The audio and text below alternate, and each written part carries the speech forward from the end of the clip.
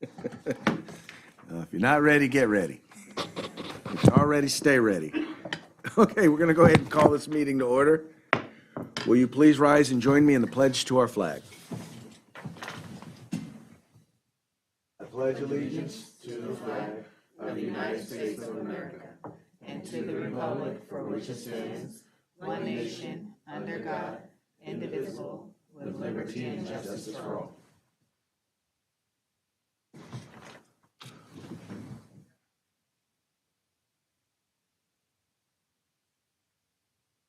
Okay, let the record show that all board members are present and accounted for. There was one action taken in closed session on item D, consideration of a student matter, confidential matter involved, section 4660. It was, the recommendation by the district was, the recommendation by staff was approved. Motion was made by trustee Devine and seconded by trustee Barnes and was approved unanimously. And now we'll move on to, I already did that. Okay, now we'll move on to an adoption of the agenda. I'll entertain a motion to adopt. So moved. Seconded. It's been moved and seconded. All those in favor, please say aye. Aye. Opposed? Abstentions? Motion carries unanimously. Now we'll move on to public comment. Members of the public may address the Board of Trustees regarding any special board meeting agenda item during the board consideration of that item. Please note that if you wish to address the Board of Trustees on an agenda item, you should do so when that specific item is called for by the board president. In order to speak, what we would ask that you do is to comment in person. Please fill out a request to be heard card and give it to the board assistant. Your name will be called during public comment agenda item or during the specified agenda item. Comments are limited to 2 minutes. If you want to submit online via Assembly Gamut meetings, enter your name and email address and the board assistant will provide your comment to the board. You can also submit comments via YouTube. Type your comment in the live chat and the board assistant will share your comment on the board as appropriate, with the board as appropriate. Now is the time for individuals to address the board on items that are not on the agenda. Please note that because it is not an agendized item, we cannot take action on it, but do know that we are listening, and at the appropriate time, we'll do our best to try and address your concerns. Is there anyone who would like to address the board on an item that is not on tonight's agenda?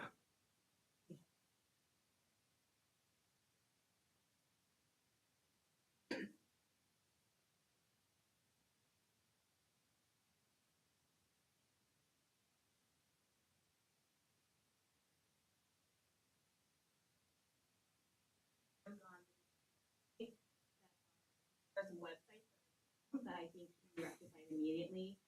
The ADA website is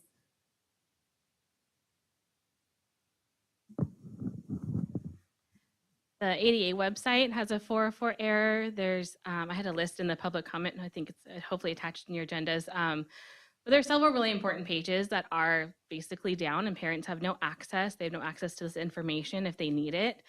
And then I also wanted to follow up on a comment I made a few weeks ago that the minutes have still not been uploaded to the past meetings. So parents still, and like the public, don't have access to those meeting minutes, and it's required by policy. It's something that the public could take action if they wanted to against the board or the district. So I just wanted to bring it up to the board's attention and ask that the board on a regular basis look at the district website through the eyes of a new parent, of a kindergartner, and see like what's missing, what can be done. Take kind of a step back and look at it from our eyes. I'm probably on there weekly at this point, but when I was a new parent, a new kindergarten parent, it was really hard to navigate and find that information. And it shouldn't be, right? It should be very user-friendly and it should be really easy to access. And I just ask that you, every once in a while, when you have a few minutes, if you're going to scroll the district website and just kind of see what can be done. I think it'd be a really great action in faith to our families in the district. So I just wanted to bring that to your consideration. Thank you. We can ask clarifying questions. I just because you're describing two different things. One is surfability, And I would just like to ask if you have had any conversations with people about, in the district, about the surfability of our website and things that you have seen or not seen. No, I haven't. But I'm just, I come here frequently, and I think also like I ask because I know in the past when I've had different jobs and positions, it's been asked of me as a representative of that company or that agency to be in touch with that website looks like, the public facing pages. It's a representative, and to know how somebody else would perceive it. And so I'm just recommending asking the board to take that into consideration too, because I think it's easier for you to know who to contact.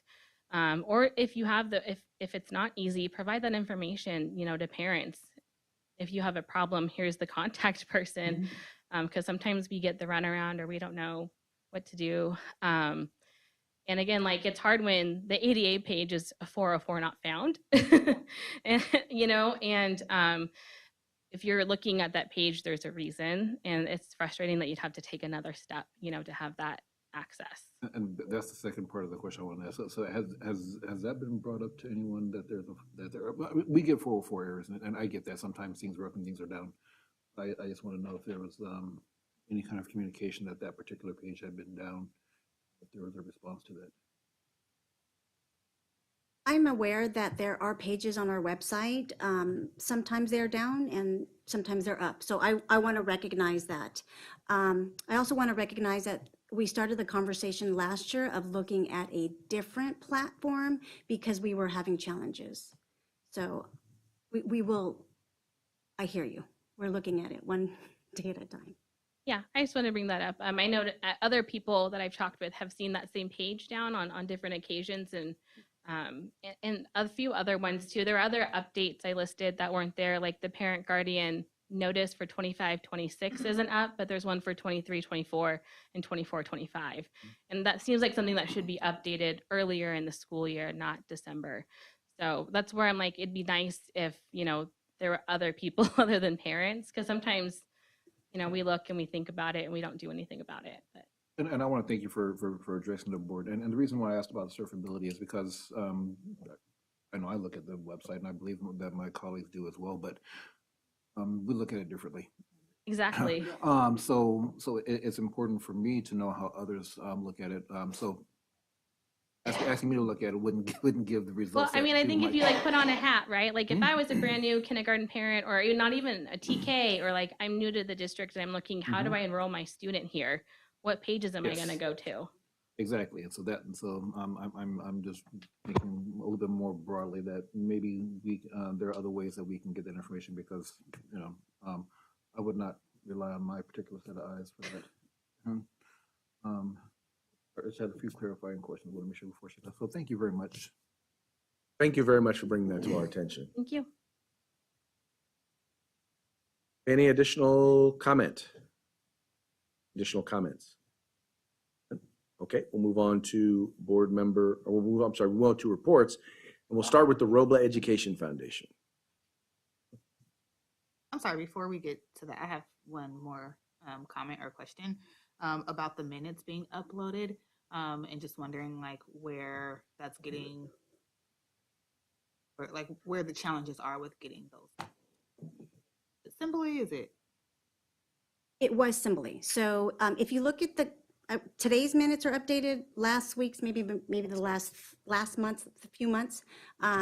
We had a technical difficulty with Assembly where the minutes that are uploaded in Assembly were not connecting to our website. And so I've asked Mr. Fajardo to put hard copy PDF minutes into our minutes. So he has a task, winter break, to go as far back and until we can get Assembly to connect it to our minutes. Because normally there is a link that you can click on Assembly, but it hasn't been functioning.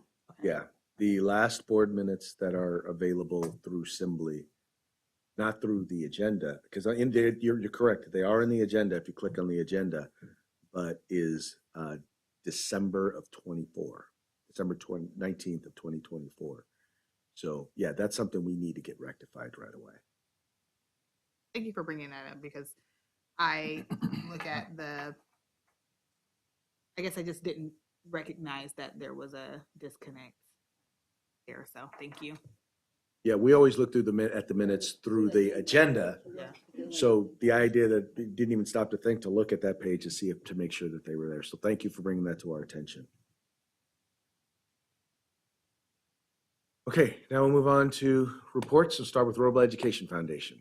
And I guess this is the point where the foundation is to wish you a happy holiday, because I don't think we're having another board meeting before break, or are we? This is it, so enjoy your holidays from the foundation. One thing I do have to take care of this evening is our last grant request, and if she'll come up here, I'll present. I won't let her talk this time, I promise. But she didn't introduce herself, but this is Sabrina Oliver. She was one of my helpers during the summer at the fireworks booth. Worked with quite a few of you that were there. She represents the Glenwood PTC. Fortunately, through her and her counterpart over there, we're going to be having more PTC members from different sites this year in the booth, so it's going to be a big help. She got together years ago. The after-school programs included a Girl Scout troop at one of the sites. For a while, it was here. When my granddaughters are here, there was a Girl Scout functioning here as part of the after-school program. That went by the wayside due to funds and so forth. But she and her counterpart over at Glenwood able to put it together. But their fees for Girl Scouts have gone up substantially. But she was able to coerce Lisa Kaplan into making a $500 donation on behalf of City Council District 1. And so she came to me and said, okay, can you match this? And you all know, because you were on the list, you voted for it, or I had the opportunity. And so this evening, she is getting her $500 matching check to go towards the registration of Troop 7032.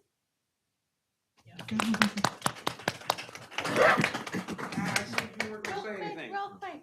I just want to say thank you so much. We have 25 girls, and they all came out to the Lisa Kaplan Sienna night tonight to do hot chocolate, and this really means the world. Like, they came on 2 days' notice, got all together.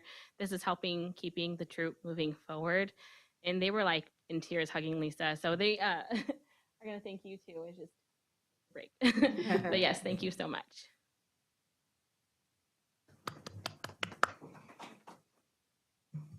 Right now, we'll move on to Robla Teachers Association. CSCA. And Superintendent's Report. Good evening. Just a few things. Yesterday, I had a wonderful time shopping with Sac Republic and United Way for our winter wish list. It was great to go through Target and fill your basket, and knowing that when it gets to the counter, you don't have to put your card there. Someone else's card is going to be there. So we were shopping for 200 of our students. So we're super excited, and we'll be delivering those baskets on Friday, December 19th. This Monday, I attended the Strings Winter Concert at Sac State. Wonderful. We have 45 students who participated. It was a great concert, and this is my third year attending, and I will say, even though there were only maybe 15 second year, so many more first years, I thought this was an advanced group. I was really, really pleased. So the program will resume in February. I'm looking at Miss Lyon. I was fortunate to attend CSBA with all the board. It was a wonderful experience. I sat on 2 panels, one for Delegate Assembly and one for the work that Robla does in partnership with CASA and CCEE. Last Tuesday was our first district resource fair. We have over 20 vendors, and I thought it was a great turnout for our first resource fair in the district, and so I want to thank all our community school liaisons and our community school coordinator and our district staff for putting that together. Part of the resource was a survey for our community school grant. It's a mid-year survey. So I think we had maybe about 20 families participate in completing the survey. So just so you know, if you're listening, it will be in my winter message, and we will put it out on Parent Square as well as the district website. So please, please, please fill it out, because your feedback is really, really important to us. Upcoming events for next week. So I encourage you to look at your child's school calendar. Friday is a minimum day. Friday, December 19th, not tomorrow. Friday, December 19th is an minimum day. And then I wanted to wish everyone a wonderful holiday. Thank you. Okay, now we'll move on to board member reports. We'll start off with Trustee Devine. Good evening. I hope everybody had a fantastic Thanksgiving.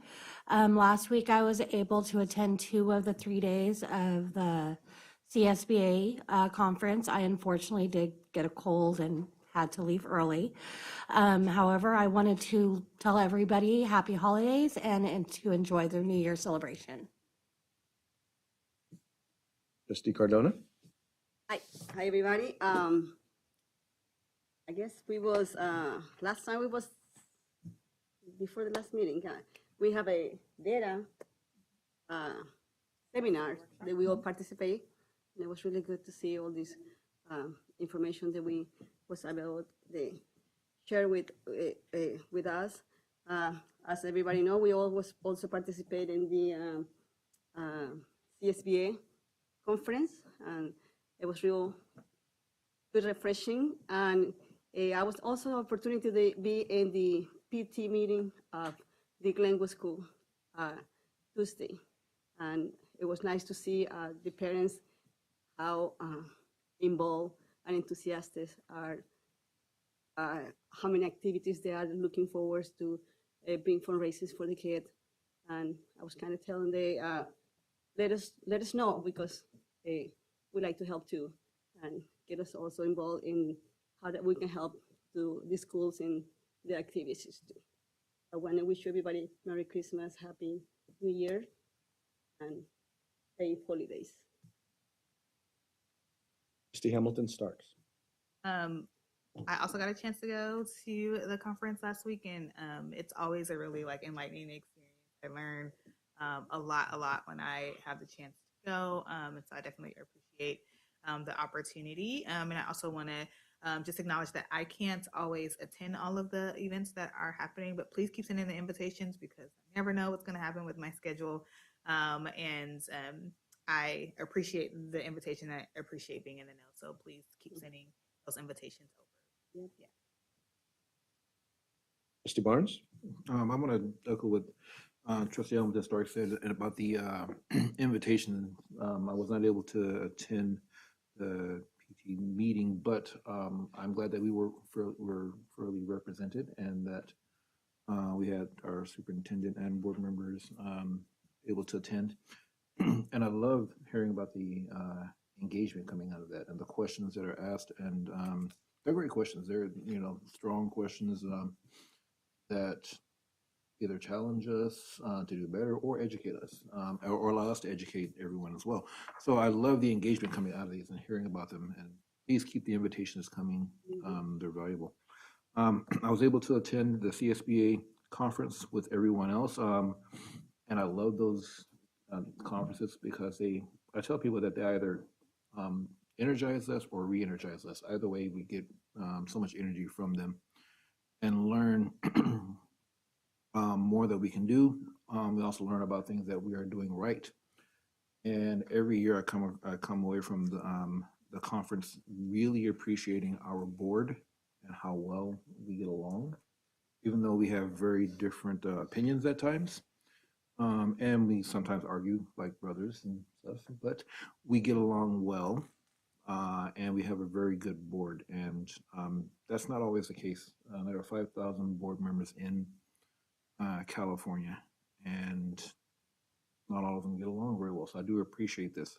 I was also able to attend delegate assembly with Trustee DeLuce, and that's a bit different. It's more of the political side of the school board. Most people don't really think of us up here as nonpartisan, but this really is a nonpartisan position. And delegate assembly is more where we're doing more of the political stuff. And you see a lot more representation throughout the state.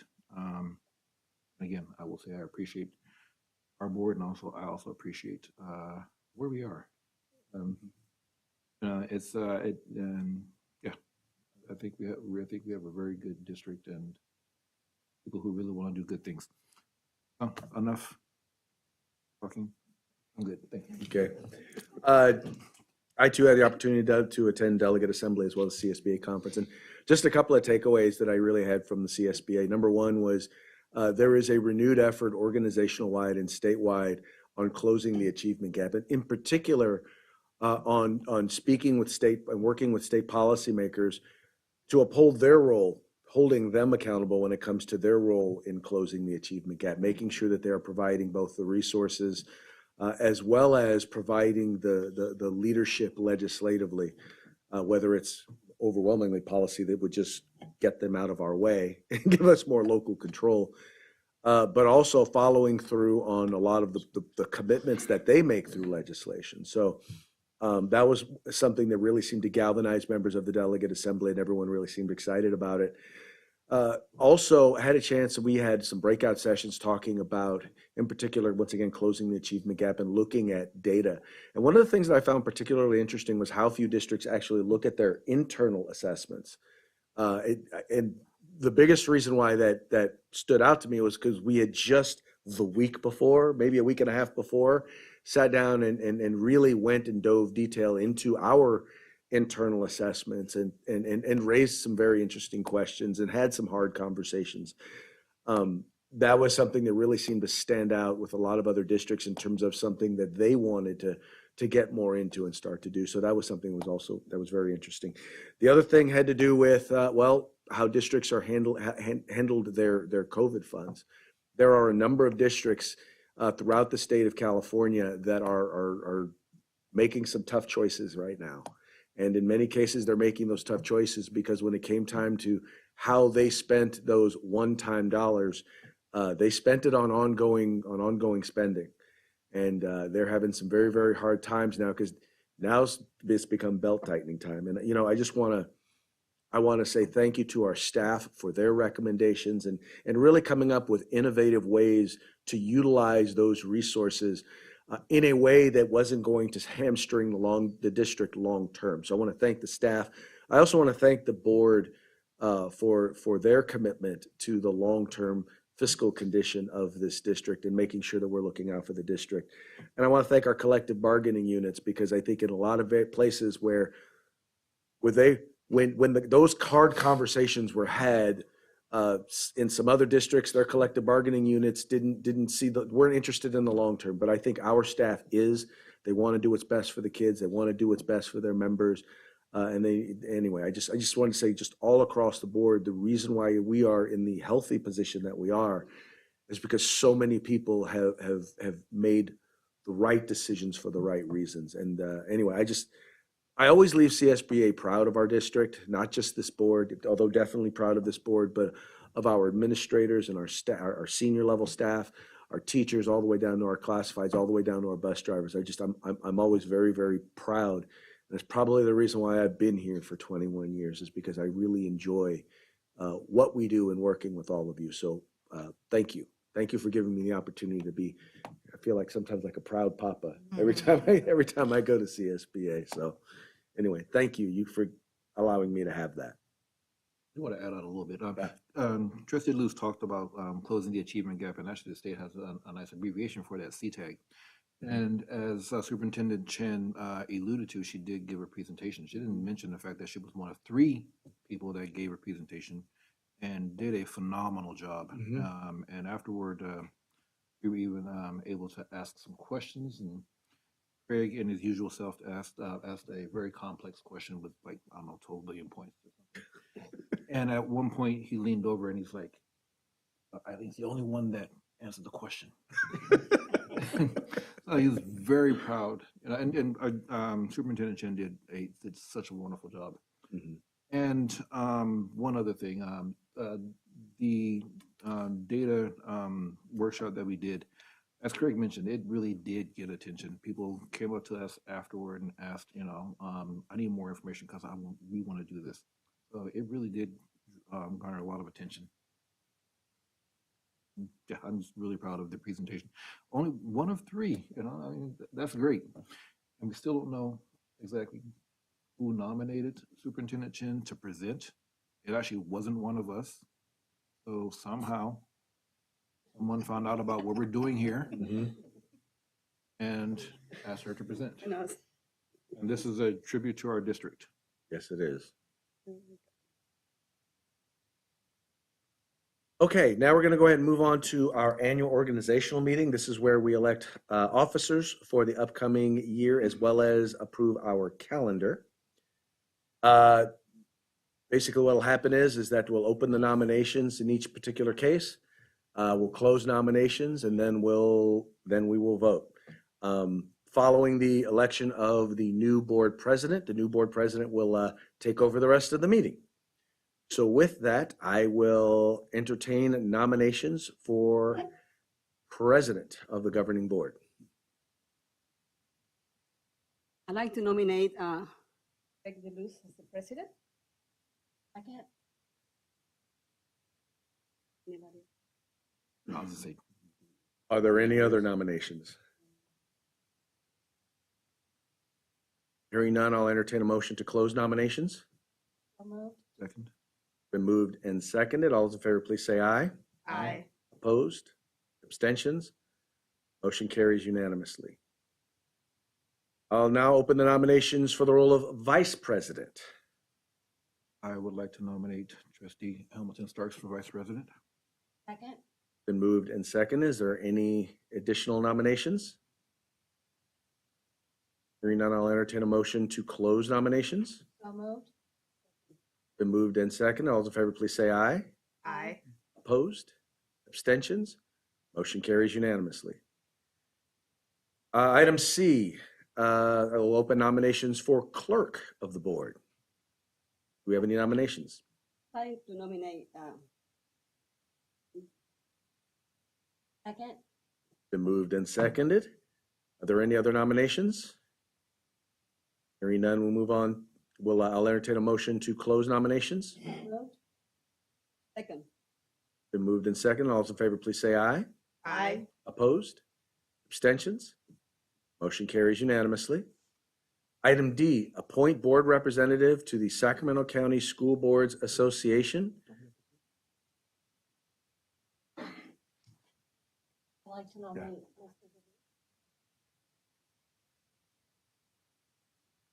Is there was there a second? Second. I second. It's been moved and seconded. Are there any other nominations? Hearing none, I'll entertain a motion to close nominations. So moved. Second. Been moved and seconded. All those in favor, please say aye. Aye. Opposed? Abstentions? Motion carries unanimously. Yeah, we don't need to necessarily change positions. Item E, approve the 2026 board governance calendar. So move. Second.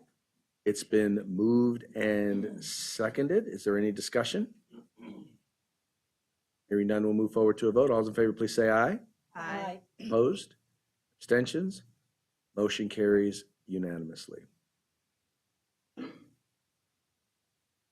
Okay, now we will move on to board presentations and information. We'll start off with A. You know missing delegate?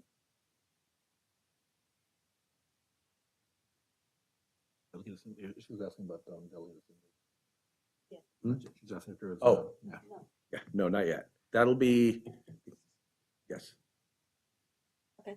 All right, discussion, this is a discussion item, governing board compensation adjustments relating to AB 1390.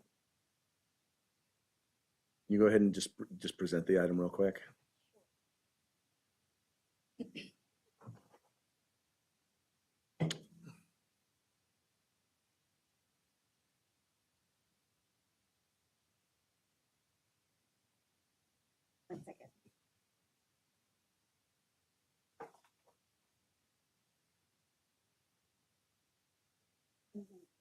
I'm just going to read.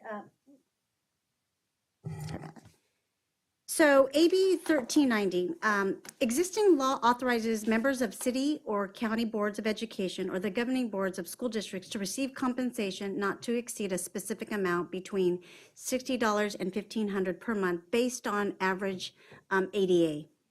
AB 1390 was approved and revised to allow the board to authorize compensation to increase between $600 and $4,500 per month. Because our ADA falls within less than 10,000 but more than 1,000, the board can increase compensation a sum not to exceed $1,200 in any month. So the discussion that you will have in open session is if you would like to consider adjusting your monthly compensation. I will say, just to give a little bit of history, that starting in 1990, the board compensation was $240 per month.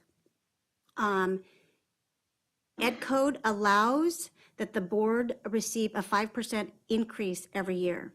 There was a pause in the board compensation from 2006 to 2019, where their amount remained stable, and then resumed in 2019 and thereafter for 2 years, where they received a 5% increase, and then there was a pause, and then resumed in, apologize, thinking, 2023, where we did compensate with the increase of 5%. So the board can have a discussion regarding if you would like to increase your monthly compensation within the guidelines of AB 1390. I felt that this was something that was important to include on the agenda, in particular during the organizational meeting, because as noted, for a long time, the board did not receive an increase in compensation and was limited to be able to actually allow for that.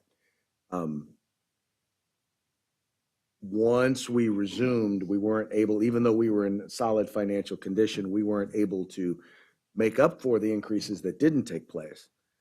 A lot of people seem to think that, we get paid the big bucks here for being on the board. And I think anybody who's ever served on the board knows that this is not first of all, none of us do this for the money. But also we don't receive a significant amount of compensation. And I just wanted to make sure that we all had an opportunity to talk about whether or not increasing it made sense. And if it did, what amount made sense. Now, I'm trying to, did you send us information regarding what current board compensation is, right? For other boards in the area and comparing comparable size and whatnot? Correct. I am still gathering information, but what I did provide was information regarding districts within the county. Okay. Right? As well as what the board's current compensation is for 2025. Okay. I guess what I'm thinking is, number one, what do you guys think? There's no way to have a conversation like this without sounding kind of realistic, but gonna have the conversation anyway. Exactly. And I'm glad that we finally had this conversation, because you're right. No one does this for the money. You don't get doing any of this. You don't even get anywhere near comfortable. But what anyone should get for doing a job should be commensurate with the job. And for many years, this has not been. So I'm glad that at least through AB 1390, they kind of acknowledged that and have given us a way of correcting that. So I think that we definitely need a discussion about this. The only thing is, I appreciate the information that Superintendent Chin has given us so far, but the only problem with that is it's basically information that about everyone else that was in the same situation. So it doesn't really tell us much, just that, board members everywhere have been underpaid. So it's kind of hard to address it. Not everywhere. Well, not everywhere. Yes, this is true, every- not everywhere. Not Yeah, everywhere, but This yeah. is true. I actually Yeah. did look up some of the larger districts like down south, and they get paid quite a bit. Yeah, a lot of board members are not really getting paid an amount that's commensurate with what they actually do, and that is kind of hard to translate to different size districts. So I appreciated the information about what like size boards are getting. It didn't really help out. No, okay. Anybody else have a comment?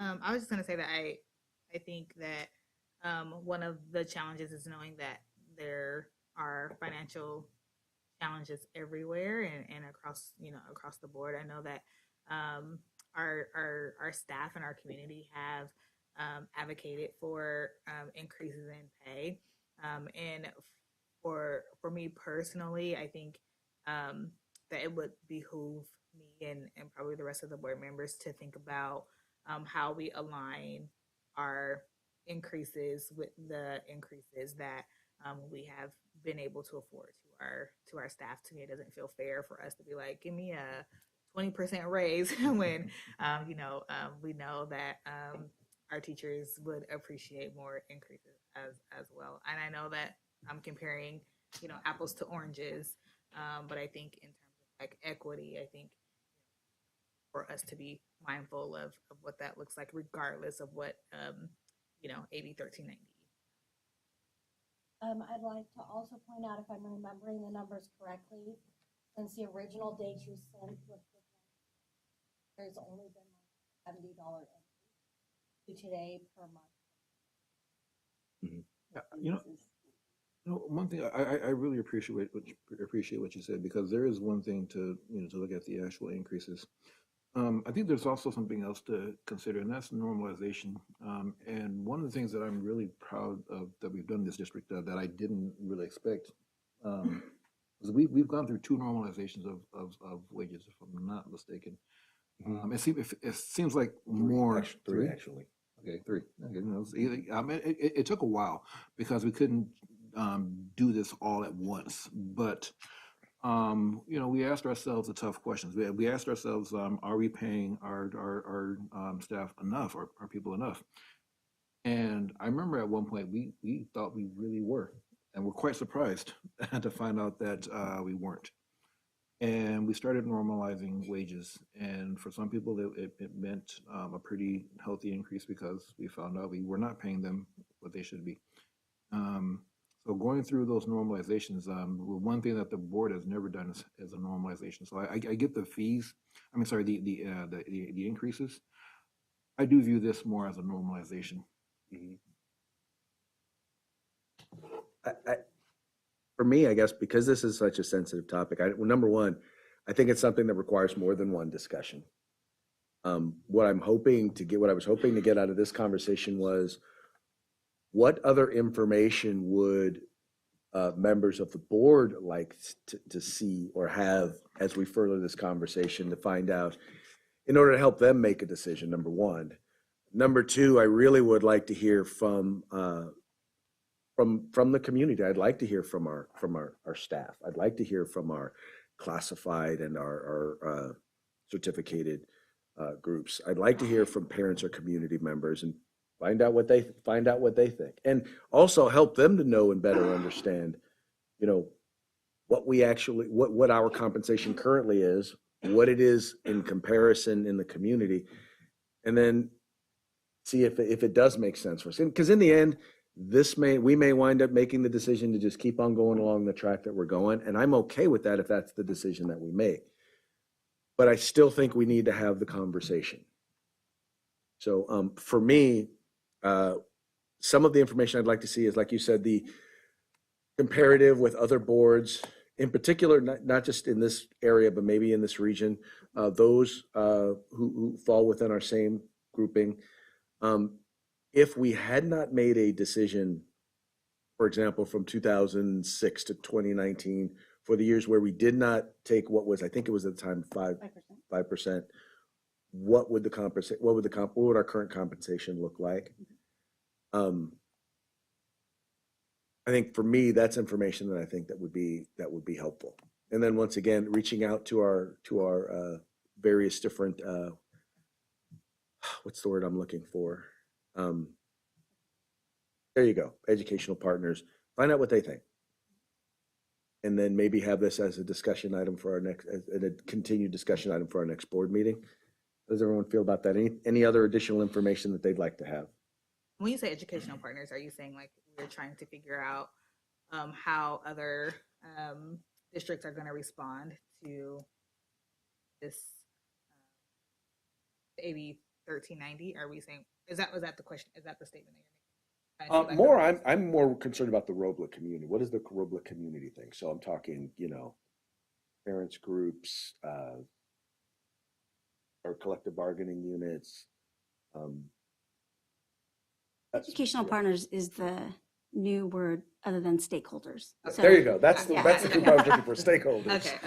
But educational partners is the new term. There you go, educational partners. Yes. Yeah, I Okay. think for me, another thing that I would like to see is maybe some feedback or suggestions from our CBO. I know that I have definitely leaned on them to give some guidance in terms of like what is reasonable. So some guidance there would be. And part of it to understand is I'm like this. I mean, like I said, whether or not I receive additional compensation, I'm going to live on. I'm going to be fine. But I know that there are some people in the community who would consider doing this who can't afford to give up the time uncompensated.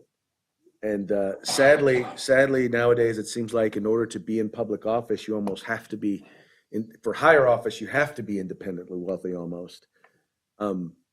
What's great about running for school board is, I can walk and knock on every voter's door during the election cycle. I mean, it's not that huge because we're so small.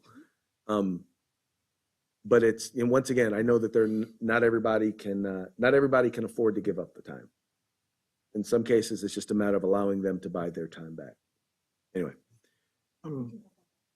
Okay, we have one public comment. I like your sweater. I'm super happy that this is a continuing conversation. I think information that families might want to hear is like what pool of money like feeds this, and what else could those funds be used for. So I know there's all different like types of money and things like that. So like if we don't elect, right, because it's I guess we're presuming, as someone who doesn't know a lot about the budget, that if the money's just sitting there, is there other stuff that it could go to, or is it only held for this purpose? So you don't have to answer that now, but I think if you can answer that now, Okay. that's something that would be really helpful when this comes back around, or when you reach out to families and things like that, because I think it's hard to abstractly know those kind of things. Thank you. I think I would also like to know, since it's, passed in October, what other districts have been doing? Also, what are there any time limits for boards to make adjustments? In other words, if we decided to punt on it into the future and wait and see what other districts are doing, is there any penalty to that? So that would be helpful to know as well.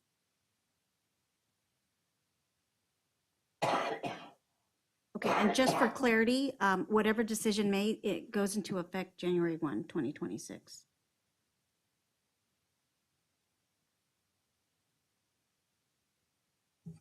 Okay.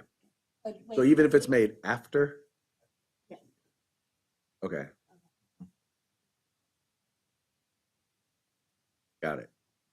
If that's what you choose. Okay, can we Okay, there you go. share- Okay. can we If share you with the choose. public what we are accomplishing? Absolutely. Just 1 minute. And let me clarify, in 1999, it was 240 a month. And in 2025, it is 355.87. Well, let me correct, $355.87 for 2025. Any particular discussion on that item? With that, we'll move on to item B, 2025-26 school year first interim report. Good evening, everyone. Tonight I'm here to present the district's 25-26 first interim report for your review and approval. And before we get started, just a reminder that the first interim report reflects changes to the budget based on actual activity through October 31st. So the numbers you're going to see tonight are budget numbers, not actual numbers. So this shows you the typical budgeting and reporting timeline, starting in July and going until the next June. And as you can see right now, we're at the first interim report, which needs to be approved and sent to SCOE no later than December 15th. When you do an interim report, you can receive one of 3 certifications. The first certification that you can get is positive, which means that the district will meet its financial obligations for the current year and the 2 subsequent years. You can also get a qualified certification, which means that the district may not meet those goals or those obligations. And then you can get a negative, which means that the district will not meet those financial obligations. So tonight, we're presenting the first interim report, and we're asking you to approve it with a positive certification. The education world is full of acronyms. So I just wanted to put a couple up here that you'll see tonight in this presentation that you may or may not be familiar with. Of course, LCFF is the local control funding formula. EPA is the Education Protection Account. LREBG is the Learning Recovery Emergency Block Grant. And REU is the Reserve for Economic Uncertainty. With all of that said, let's look at how the budgeted revenue has changed since budget adoption. There are 4 sources of 4 categories of revenue for a district. First is LCFF sources, and since budget adoption, the LCFF sources revenue has increased $983,282. Now, I'm not going to read the slides verbatim, but you can see there why or how it's increased. Federal revenue has increased just under $100,000. State revenue has increased $1.3 million. And local revenue has actually decreased $59,540. Overall, the budgeted revenue for the district since budget adoption has gone up just over $2.3 million. Graphically, that's how the 4 sources split up, contribute to the district's, or how they contribute to the district's overall revenue budget. LCFF sources are just under $29 million. Federal revenue is just over $1.7 million. State revenue is just over $9.3 million. And local revenue is just over $2.3 million. Our total revenue budget at first interim is $42,341,508. Let's do the same thing for expenditure changes since budget adoption. Certificated salaries have gone up $450,000. Classified salaries have gone up $755,000. Benefits have gone up $218,000. Books and supplies have gone up just under $800,000. Other operating expenses have gone up $1.2 million. Capital outlay has gone up $731,000, for an overall change since budget adoption and expenditures of $4.1 million. And these are budget numbers. These are not actual expenditures incurred at this point. Graphically, that is how our expenditure budget is divided up. And here are your dollar amounts. Certificated salaries are $15.7 million. Classified salaries are $6.8 million. Benefits are $10.1 million. Books and supplies are $2.2 million. Other operating expenses are $8.8 million. Capital outlay is $983,000. for a total expenditure budget of $44,872,508. In terms of the budget, I wanted to point out that if you look at the graph and you add up salaries and benefits on that graph, it comes to 73% roughly. I think that's a little misleading when you look at how much of the budget is salaries and benefits. And the reason is the lion's share of a district, not just our district, but in general, any district, lion's share of any district's budget, salaries and benefits are in unrestricted funds. These graphs are restricted and unrestricted combined. And so when you throw in restricted, which is where most of the contracted service budgets are, that dilutes the effect of the salaries and benefits. If you look at just unrestricted money, which is where most of our salaries and benefits are, we're at 81.5% of our unrestricted budget. Another big area of concern is contributions. And as a first interim, these are all the contributions that we have budgeted in our from unrestricted to other sources. In particular, I want to draw your attention to from state mental health down to the bottom. At the very bottom, you see restricted maintenance, 1.6 million. That is a contribution that we are required by law to make. The 1, 2, 3, the 4 above that, state mental health through special education, we are not required by law to make those contributions, but any district cannot run an effective special ed program without contributions. And I want to make sure you all realize those 4 numbers total up to almost $5 million. $5 million of our general fund unrestricted money comes out of unrestricted and goes to special ed. Because our special ed program, not just ours, but any districts are woefully underfunded.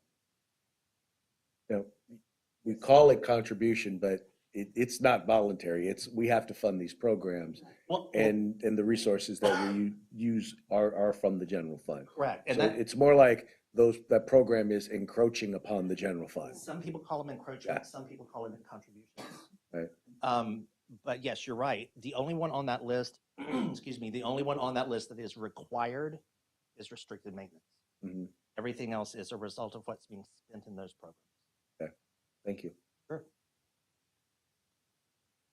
Another big part of any interim report is the multi-year projection, or the MYP.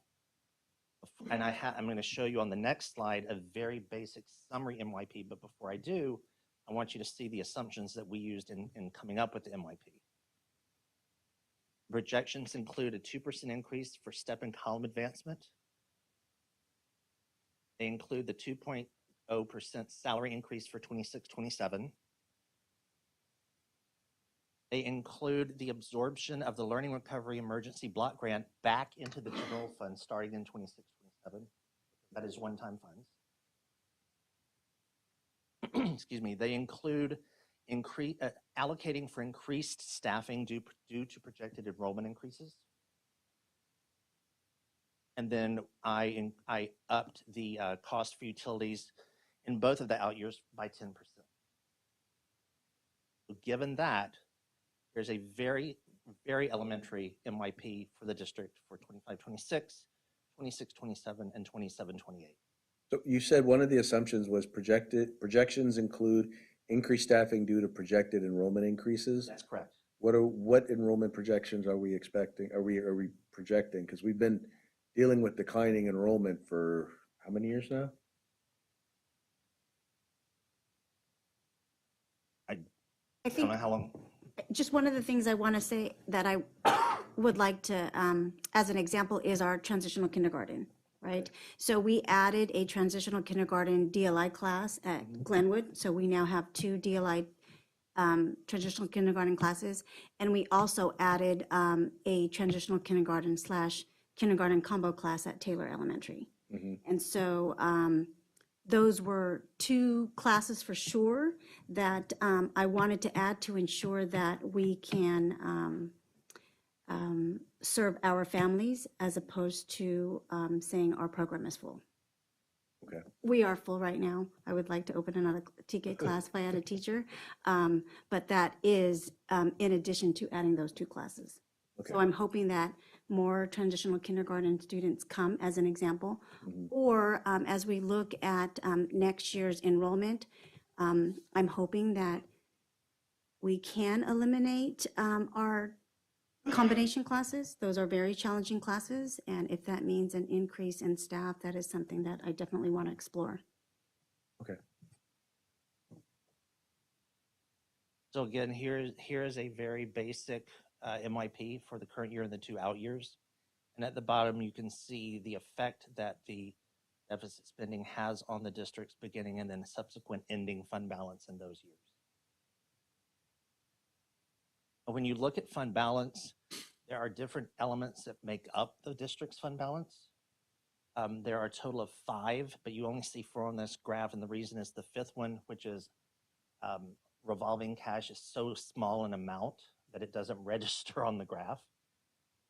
But it's made up of our restricted fund balance, our reserve for economic uncertainty, any assignments the district has made, and then unassigned and unallocated, which if you look at those bars, that's that top dark section in each year. The assignments are ways of earmarking fund balance to cover anticipated expenses, such as covering deficit spending in the out years. Technology upgrades and replacements are examples. Covering the special ed contribution, encroachment that we have to make. Those are examples. Not every district has to do them, and not every district does the same ones. So given all that, moving forward, we need to be mindful of our expenditures because that's going to affect the district's overall deficit spending. We need to work to eliminate any and all projected deficits in the budget. We need to fully expend any grants that are no longer generating ongoing new revenue. We need to make sure that the funds that are budgeted for supporting the district's LCAP are being spent properly. And we'll update NYP projections with the information from the governor's budget presentation in January and beginning working on the second interim updates. And it's funny, I wanted to mention, when you talked about using the COVID funds to fund ongoing expenditures, it reminded me of something when I first started.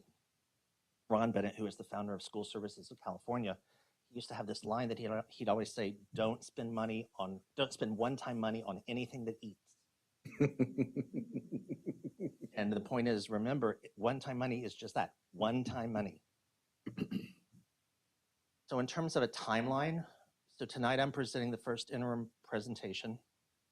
In January, the superintendent and I will go to the budget presentation here in Sacramento. It'll be our first look at the proposed 26-27 budget. In February, you'll get the annual financial audit for 24-25. In March, I'll present the second interim report. In May, we'll have what they call the May revised budget presentation, which will be our second look at the 26-27 budget. In June, we'll have our LCAP and budget public hearing and adoption meetings. In July, the adopted LCAP and budget go to SCOE. In August, the 26-27 school year begins. In September, I'll present the 25-26 unaudited actuals to the board. And in November, I'll start working on the 26-27 first interim. With that, happy holidays to everyone, and I am happy to answer any questions you all may have. Questions? Thank you. Thank you. Yeah, I do have one question. Sorry, Sure. I'm going to formulate this.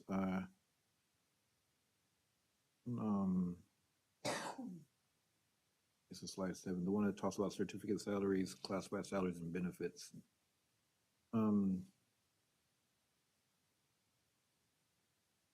Right, the expenditure changes, is that what you're talking about? Yes. Okay.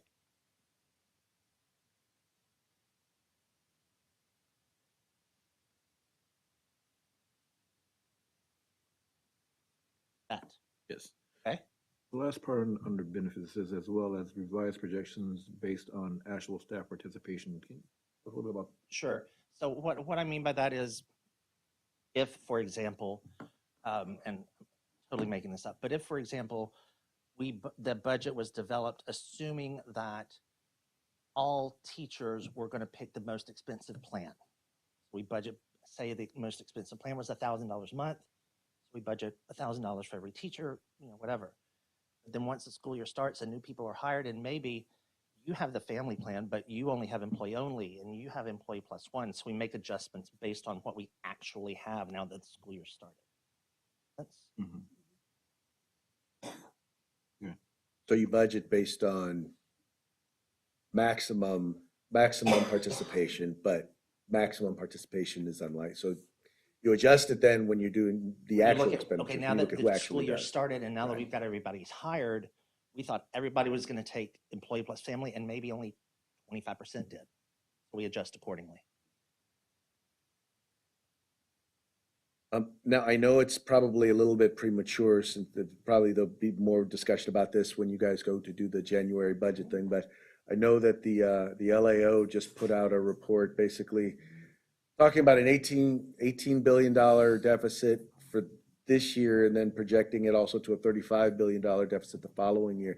Any conversation or anything like that from school services or anybody? Because CSBA is basically, they're concerned that it may result in an encroachment upon Prop 98. Are you guys thinking the same thing? Well, when I was at the CBO symposium right before Thanksgiving, Yeah. they talked about the possibility, and I'm not exaggerating, they stressed possibility that there might be deferrals of some Mhm. sort, but nothing set in stone yet. Okay. They're also were concerned about some Prop 98 fund shifting or budget shifting or something like that, basically trying to artificially Mhm. reduce Prop 98. Luckily, everyone seems pretty satisfied with the fact that we will sue the state if they do that. So Would not surprise it me. would not surprise me one bit. Okay. I Yeah. have one other, this is probably won't be able to get answered here in this meeting, but since I mentioned earlier that we had gone through two normalizations of our wages, and you corrected me and said 3. And we have worked, and now, and I'm glad that our wages are actually some of the better wages in the county. And I know we still have areas to work on, but I know that we have made a lot of improvements in that, and we were still working on benefits. At some point, can we get more information on how our benefits are compared? Okay. Any additional comments or questions? Thank you so very much. You're very welcome. Phenomenal report. Okay, now we're going to move on to district facilities update. Mr. Hickey.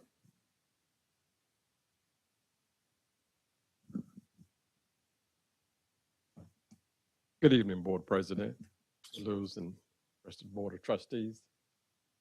The Board President said this is the facilities update. It's been a while since the district has had a full facilities update. I'll make this as quick as possible. A lot of the information isn't new. It should be a summary for most of us.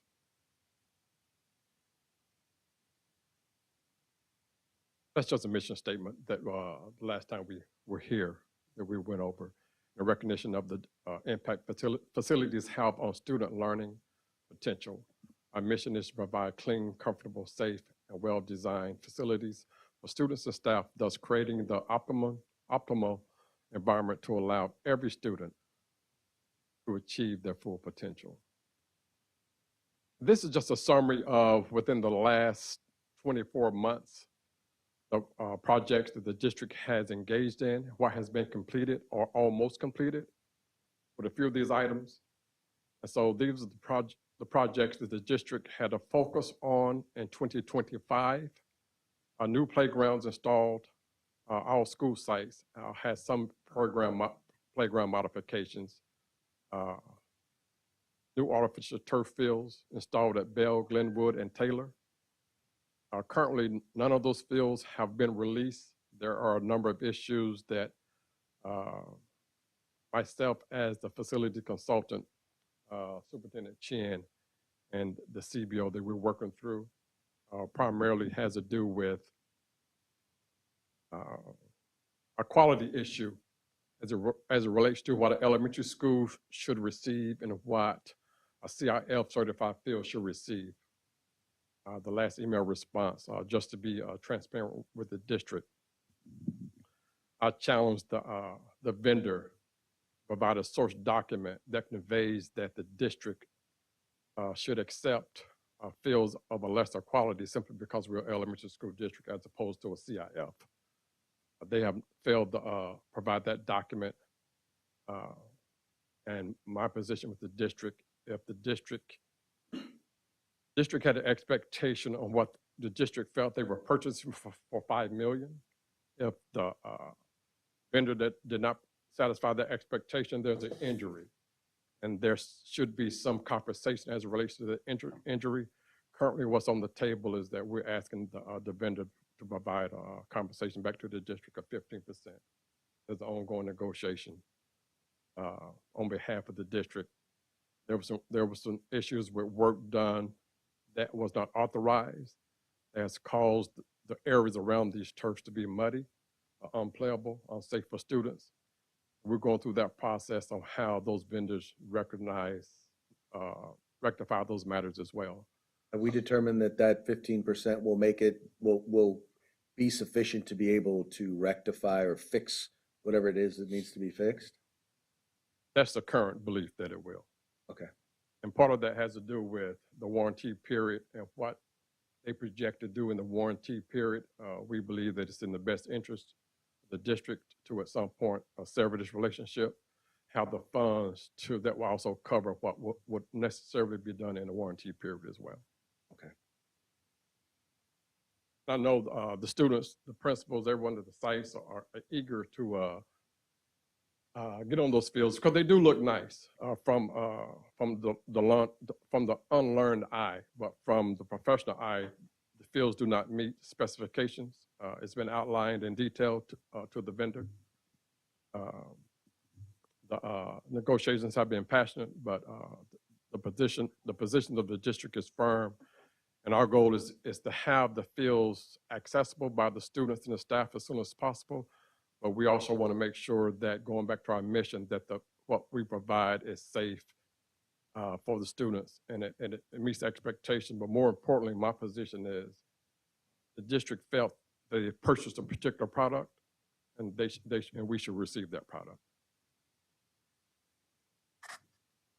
Over the summer, classrooms 11 and 12 at Taylor had previously been red tagged. And so we brought in a team that renovated those rooms. They received a new roof, very nice rooms. And so the principal at Taylor here, and they have put those rooms into good use. And so that was a good use of district funds. Taylor also received over the summer, a new roof was installed over the majority of the majority of the roofs were replaced at Taylor. We also added one classroom to Glenwood. That classroom came from Main Avenue. It was slated to be demolished, and so it was in great condition. And so the district saved a lot of money by moving a classroom from Main to Glenwood to fill that current need. There are still classroom needs at Glenwood that we will get into later on. We also relocated the library at Main in preparation for the construction of the new preschool facilities that's going in at Main as well, with early childhood education facilities going on at Main. And as we all know, the district has a really nice new preschool on the Bell campus. So that is pretty much the exhaustive list of projects that have been completed or are almost completed. Are there any immediate questions on this particular slide, this group of projects?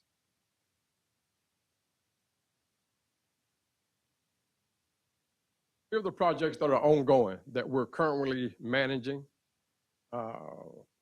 As the board is aware, a grant was approved for TK pre-K classrooms at Main. The board approved the contracts for Van Pelt, McGuire, architect firm. All of the key players have been procured. The construction is ongoing. We have OEC meetings on a weekly basis. And so that project is in full steam ahead, as we say. The state reimbursement application has been submitted on behalf of the district by CFW. There's a fund amount that the district is expecting to receive. We're also in the process of developing a set of 21st century education specifications that will go into any projects going forward. The district has contracted my firm, Hickey Associates and Hickey, to do the 5-year facilities master plan. There'll be more information on that line item going forward. We're about 2 months into that project currently. Deferred maintenance plan, that's a new part of Proposition 2 for compliance. The district has to comply with Proposition 2 so that future projects will be eligible for state reimbursements, so that you receive your 60% back or your 50% back, depending on the project. So the 5-year facilities master plan is necessary in conjunction to a deferred maintenance plan. There are also 19 other items in Proposition 2 that the district has to comply with to be eligible for that reimbursement. And part of what my firm is doing on behalf of the district is ensuring that every element of Proposition 2 the district will be in compliance with, so that you do qualify for your state reimbursement. Once the project at Maine is coming to near completion, we realize that at Main Avenue, a new library will have to be provided. Current facilities is temporary. And the goal now is to take 2 of the existing portables that exist on the campus, modify those, or put those together. And similar to what we did at Taylor, probably the same vendor would be recommended to do the same work. They did such an excellent job at Taylor that we're probably going to request that they provide a proposal to help us with the new library at Main Avenue. There's ongoing discussion about child nutrition facilities. I'm not sure if Superintendent Chen has shared with the board completely. She and I did a tour of the Monterey County food bank. Would ask, why would we visit a food bank in Monterey County to address child nutrition facilities in the district? There is an innovative process that is taking root in Monterey County, where they're using food trucks and food banks on how they address child nutrition within that county. And so there may not be an appetite or financial ability to provide the central kitchen, or the central kitchen may not even be necessary based on how the board moves. Where we're looking at options on how food trucks and mobile devices can extend the kitchen in ways that currently we have not imagined. And the lady that operates the Monterey County Food Bank is on the cutting edge of what can be done with child nutrition as it relates to mobile vehicles. Can you expand on that further? Like the food trucks would go to the school, or this is confusing to me. It's pretty amazing. And so, Superintendent Chen, you want to give it from your perspective first, and then I will follow up. I want you to hear what she saw from her perspective and what the possibilities may be, and then I'll follow up from my vantage point. Sure. I know the conversation, the original conversation when I came on board was a central kitchen in combination of a multipurpose room, right? And the question regarding funding, right, and amounts reimbursable for the district to do a central kitchen plus multipurpose room, whether it was originally at Bell Avenue or the conversation of having it at Taylor. So I recognize that, and I do recognize that there's still a desire to have a form of a central kitchen, but what we observed was a food truck that is able to provide 200 meals, for example, in an hour. And so if we had an event at a school site, right, instead of an alternative to some of the events that we had, our parent empowerment dinner at Main Avenue, where you're having it at Main Avenue's multipurpose room cafeteria, right? Could this food truck go to Taylor Elementary at their site and provide meals versus, like we did hamburgers or what did we do? Hot dogs, hamburgers, or tacos, because we partnered with the vendor, right? It was just a different way of providing meals. And the food truck was also provided meals during lunch. It was just a separate option or another option. They also had a produce truck, where the produce truck traveled to each school site once a week. And it was with all the donations of all the produce from like food banks or other areas, because it was in Monterey area, there's a lot of farms. This produce truck would go to all the schools and families would come and get whatever they would need. We were just trying to think, what are some of the options other than your original central kitchen that was tied to the multipurpose room? So how would we go about making sure the staff on the food trucks was safe? Protecting the children from moving food trucks because they can't really even come onto our campuses. It would be your staff. Oh, it would be our staff. Yes. Okay. And these food trucks, if I can really quickly, they're modeled in Hollywood when staff is on the set. All of the nutrition is provided from these particular vehicles. Hollywood has used them for years. Okay. And this particular food bank in Monterey County, because Monterey County has the highest rate of childhood nutrition inefficiencies in the country. And so Would basically be buying or renting a food truck. And so the price of the food trucks, $150,000 each. And so it became a viable solution because for $150,000, as opposed to a $7 million central kitchen, and it provides such flexibility. Again, one of the impressive parts were that in Monterey County, the agricultural trucks go to each school district, and on Fridays, they provide students with fresh agriculture they can take home, so that they're not dealing with food insecurities over the weekend. And there's the partnership between all of the food banks within the county, and we have them here in Sacramento. So we thought it was at least worth the conversation. Oh, almost like booths for food that would just kind of permanently be parked in. Yes. It's just an idea, just a Oh, thought, I just know. an It's just, exploration. I want to know. And so I'm assuming that at some point we're gonna have a whole presentation Yes. Yeah. about all the things. I just want to get through. Like, it's already almost A 8 tour, o'clock. We yeah. got like Yeah. 3 more presentations, so I'm just like it's just an idea. Yeah. So Yes. A tour, yeah, maybe A tour. in the future. yeah. Thank you. Yes. Last on this list are the shade structures. Many of you know the shade structure project started months ago. And so a lot of it had to deal with ADA issues. To put a shade structure on the property of a school district, no matter where that shade structure is located, there must be a clear ADA path from the parking lot to that shade structure. Every site here had an issue with the ADA access to that shade structure. The most difficult issue was at Taylor, and that has been resolved. And so it's in DSA. We're hoping for that project to come out of DSA soon. And by early spring, the shade structure installation should be complete. What about the others? Again, Trustee Barnes, The other shade structures?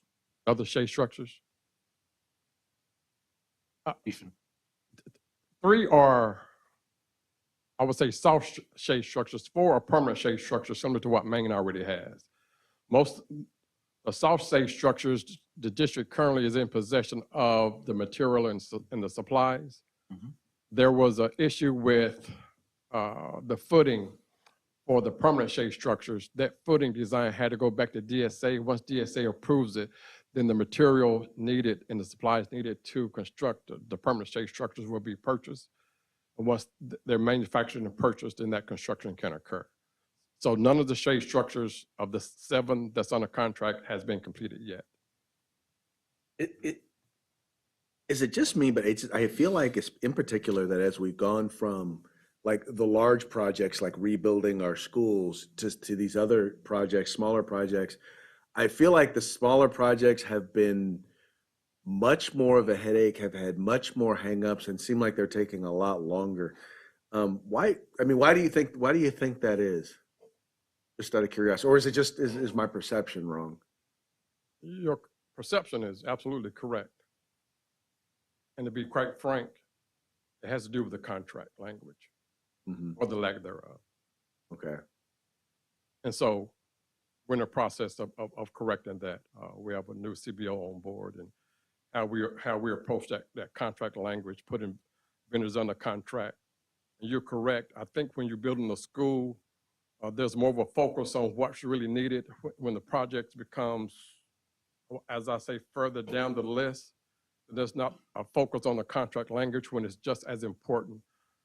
So one of the issues with the shade structures, it's hard to hold them to a particular expectation when there's no contract language that I can hold them to. Got it. And we're working through that. And so going forward, that's not going to be an issue with the district. Appreciate that explanation. But that's why we're there. Okay. It's all the lack of a proper contract. And this slide just really puts in 2 different categories, which of the projects that we've completed was funded by state hardship, and which ones were completed by the LOP grant money. And that's the separation in this particular slide. As you see, all the projects we've discussed, this gives you the sources of funding.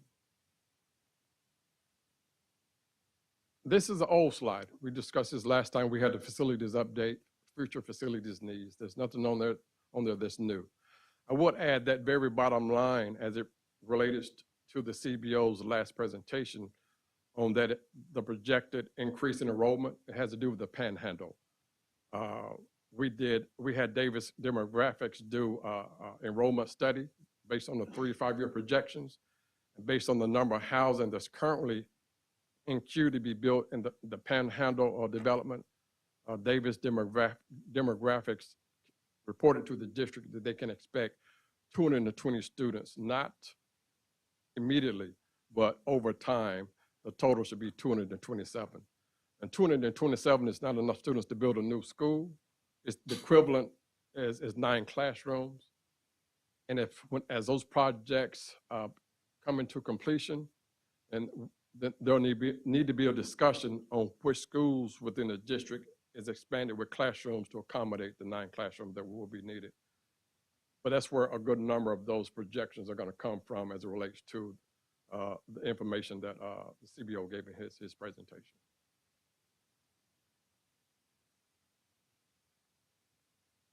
This is an old slide. It just talks about all the things that should be considered by the board when looking at future facilities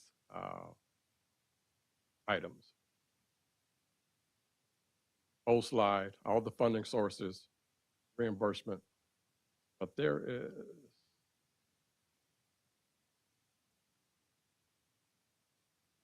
this slide. This is something that I will suggest that the board really takes into consideration.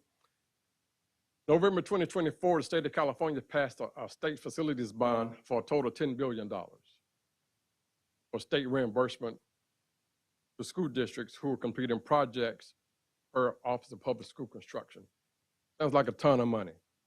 But also in November 2024, 252 school districts of the 1,159 in California went for a school bond. Of those 252, 232 school districts bond was approved by the citizens for a total of $60 billion. That $10 billion now gets even smaller when the value of bonds on the market is $60 billion, but the maximum that can be reimbursed is $10 billion. So the school board will have to get in line as quick as possible to ensure they get state funding, because that 10 billion is going to run out quick. Mhm. That's the end of my presentation. Any questions, comments, concerns? Questions, comments? Well, one, I appreciate the effort put into this. You gave us a really good idea of what we've done, what we're doing, and some things that we've been talking about and considering going forward. Where are we in the development of, or the planning stages of the facilities master plan? I'm glad you asked that. I was about to walk away without, that's part of my presentation. There you go.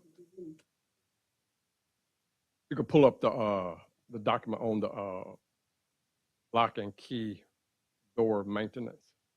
So there are two things that I've completed on behalf of the district first. One thing I know because of my time in the district, I think I've been in the district on the facilities aspect for you for about 5 years now. I know that you have issues with your doors. You have ADA issues. When you open up a door, two things you should check. How much pressure it should take to pull. ADA says it should take less than 5 pounds. And how much time does it take for the door to close? If a person is in a wheelchair or has a walking impediment, that door should take 5 seconds to close. Most of your doors do not close at all on their own. And those that do close, it takes more than a lot of them takes more than 5 pounds of pressure to open. And they close quicker than the 5 seconds. So a lot of the doors in the district are not ADA compliant. That's even with the new doors in your new preschool. Mm-hmm. Many of those doors, when you just let them shut on their own, they do not close. That's also a safety and security issue, correct? And so students come in, they just walk into the classroom and the doors are not even closing. So what I wrote for the district is a door maintenance policy. And as you go down to the very bottom, if you will, please, Gonzalez. The first part of this is just a policy, the scope, what should be done, how often it should be done. But at the last part of this, if you keep going down, you have 3 forms,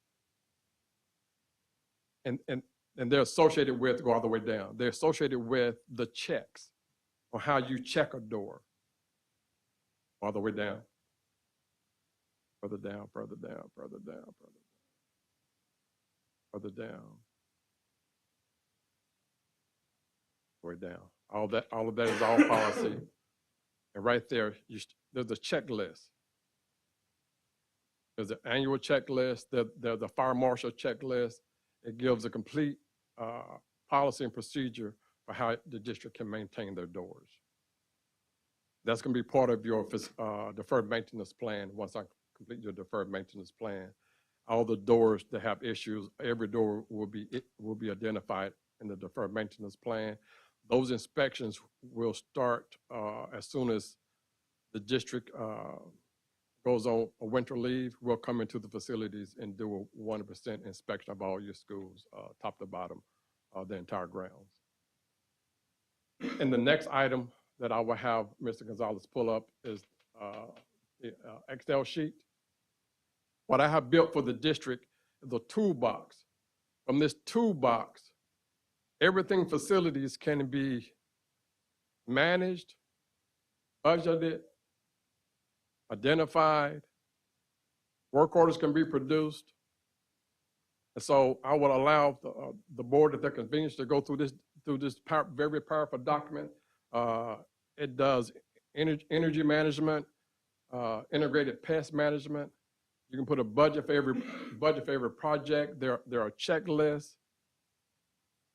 Your deferred maintenance plan will be part of this toolbox. Any future projects you tend to complete, you can track on this particular document. And every issue that we will identify in our very thorough inspection of the schools by the end of this month will be listed on this document. So anyone in the district will be able to go to this toolbox and anything facilities from this one document. And it's a lot, but after inspections, it would be photographs, explanations, but the toolbox becomes the foundation of it. Because in school districts, facilities are managed from too many documents, too many files. And so this toolbox puts everything under one roof. Maintenance is gonna love it, facilities are gonna love it. Superintendent is a good tool for the superintendent, the CBO, and the school board. Anytime you have a facilities questions, the answers are gonna be on this toolbox at some point. I have a question. So this Excel sheet and then also the other document you showed, are these all documents that are part of the facilities master plan? Or is this something Yes. separate from the facilities? They're not necessarily part of the facility master plan, but they're one of the 21 items of Proposition 2 that has to be satisfied. Facilities master plan is a separate document. The deferred maintenance plan is a separate document. Within those documents, there are things such as I have to have listed the square footage of every site, the age, the year it was built. It has to be a complete asset management list. So Proposition 2, while it's extensive, it's really great because it's what school districts need. So all of these documents will be part of satisfying Proposition 2. I just have one. I just want to, I guess, just like understand, like when we signed the contracts for Mr. Hickey, there were like two things. One piece was supposed to be focusing on the actual facilities, and the other piece was supposed to be focusing on the master plan. To have that correct? And then just kind of wanted to know like where we are in terms of the development of the.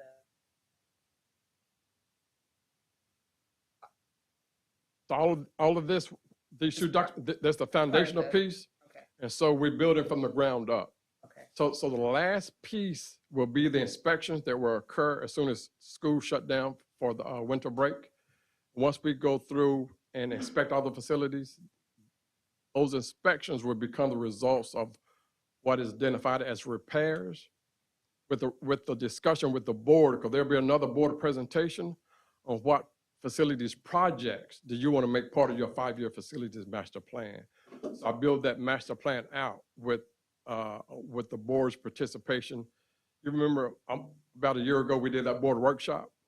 That board workshop was the beginning of your facilities master plan. Mhm. Now it has to be formalized. The facilities master plan has to be uploaded to Office of Public School Construction. They have to have a copy of the deferred maintenance plan. They have to have a copy of these other documents that I've created so that they know that you comply with all Proposition 2 items. And they won't need all of this as the district will have it available, but they have their own forms that has to be filled out and submitted on behalf of the district, and I'll be submitting those forms on behalf of the district as well. But the last thing that my team needs to do to complete the facilities master plan is do the actual inspections.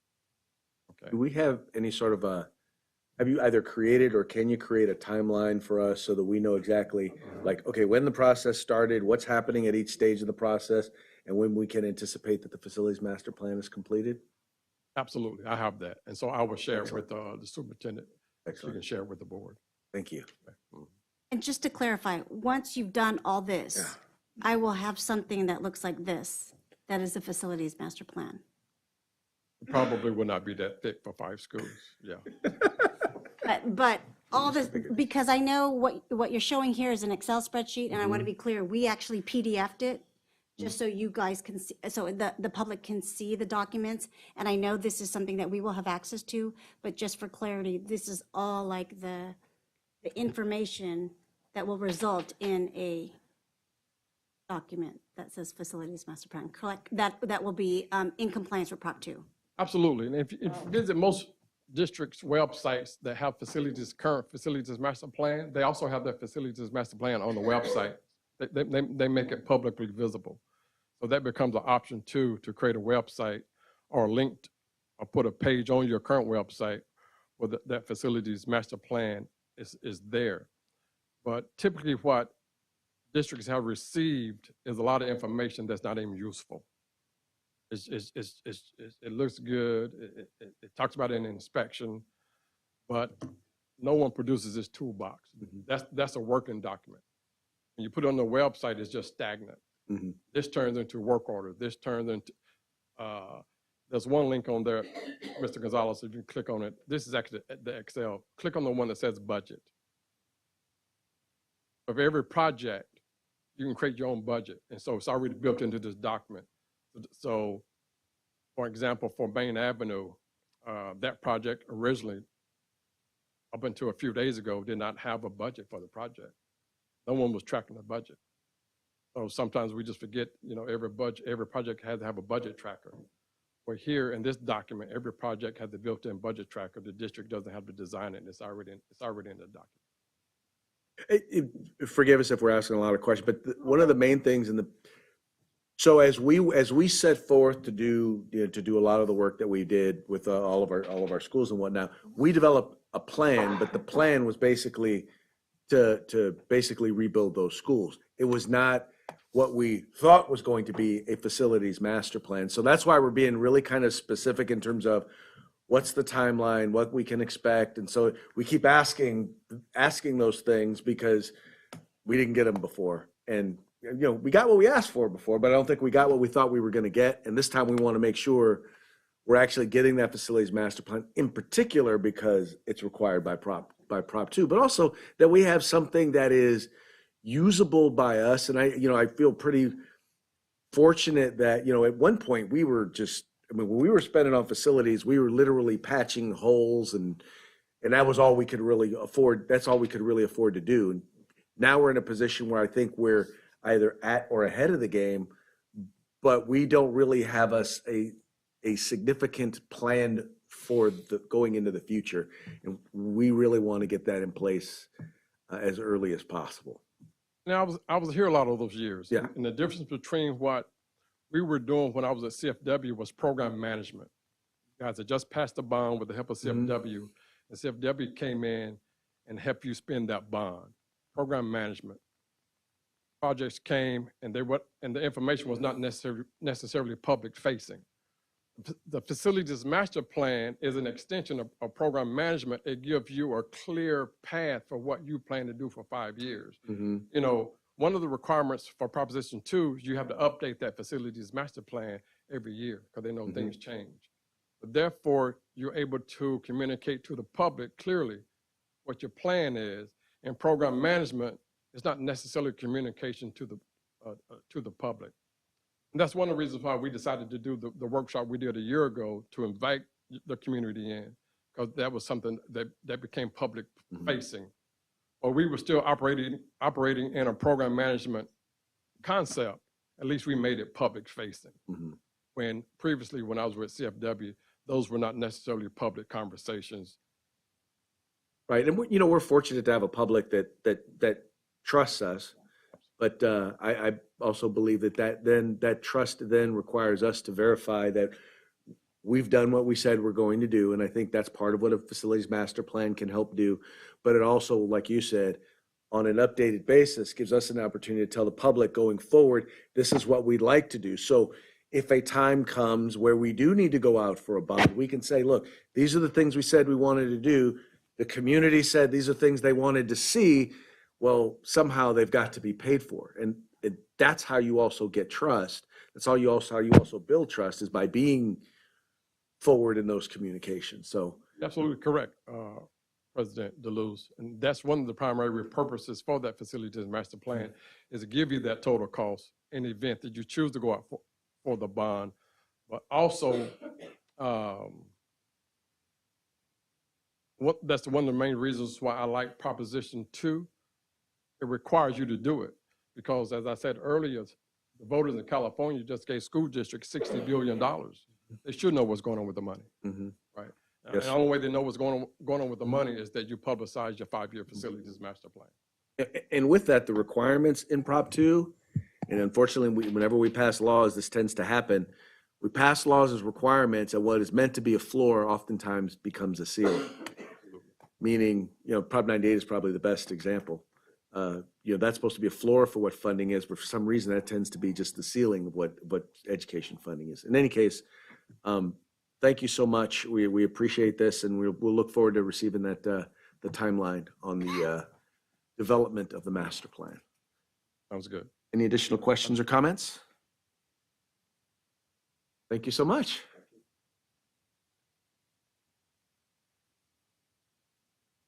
Okay, we will now move on to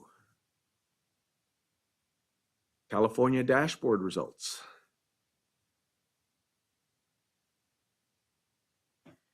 Good evening and happy holidays.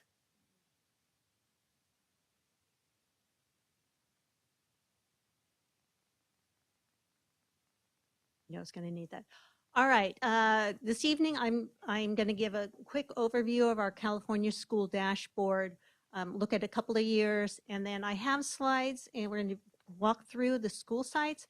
However, this is the time of year our school sites start their presentations on their school site plans and their updates to their school site plans, where again they will be referring to some of this data as well. We've seen some of this data already, so please stop me if I move through something too quickly, but in the interest of time, I'm going to move through some of the things that I feel we've already seen before. All right, so the California School Dashboard is our school accountability system. It is open to the public. It looks at data over a 2-year period and gives the public information in terms of how we're doing on some of the state measures and federal measures that we need to look at for our accountability system. As I said, it looks at 2 years. They use the little dial, speed dial. We are working our way, trying to not be in the red and work our way to the blue. And I'm going to dive right into Robla. So the California School Dashboard, as it says, a public website. Anybody can access this by going to CA School Dashboard, just Googling that, and you can put in any school system. So again, there's multiple levels on that dashboard. What most people see is this, is they see the performance colors for school sites for the different measures. So for the Robla School District, you'll notice that in English language arts, math, and chronic absenteeism, we stayed in the yellow zone. Suspensions went from green to yellow, and English learners progress, the LP, went from orange to green. And I'm going to dive a little bit deeper into what that means.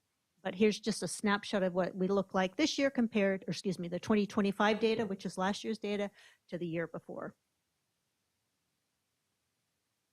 The way that the academic measures are indicated is by looking at where students are in relation to a specific benchmarker. Are they below it, minus, or are they above it, plus? For our English language arts data, you'll see here this is looking at some of our students groups. And on this slide, what we're looking at is 3 years of data, 23, 24, 25. This number here with the minus indicates where they are in terms of that marker. So for example, all students in 2023, we were at negative 52.7 below the benchmark. We dropped to negative 61.1, and then we moved back up a little bit to negative 58.3. This next column here, M means that we maintained in accordance to how the dashboard works. They determine what that maintain level means. Or if we increased, we improved our scores, or D, decreased, our scores went down. And we've included state data over here, so you can compare all students in the Robla district compared to all students in the state, where we are in terms of our benchmark and where the state is compared to benchmarks.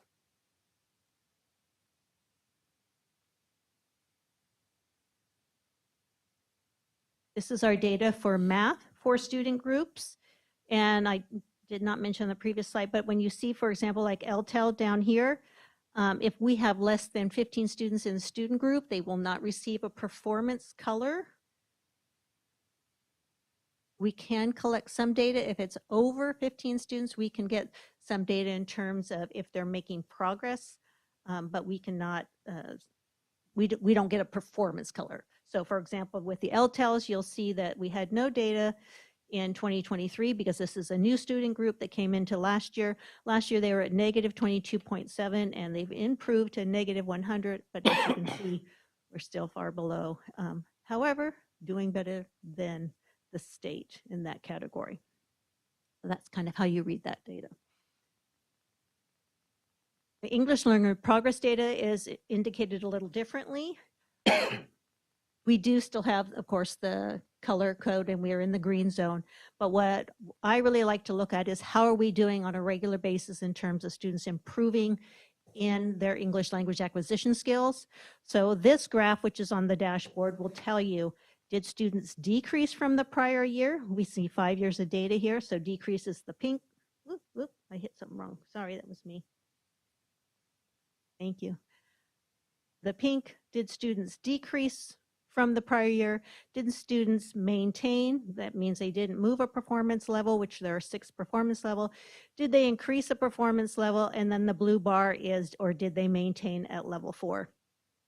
Over here, the data I'm giving you here is 2025's, how our students did on that LPAC. You'll see that on here we have a, let's see, it's at 10. Well, I don't have the right glasses on, 10.6. 10.6 students scored level 4 on that LPAC. Those are the kids that we can look at for reclassification. When you see that this number here is down to 2.2, that's not necessarily a bad thing, because if they are level 4, we want to reclassify them. We don't want them to maintain English learners and stay at level 4. So we don't really want them to maintain level 4. We want them to hit level 4 and then we push them out.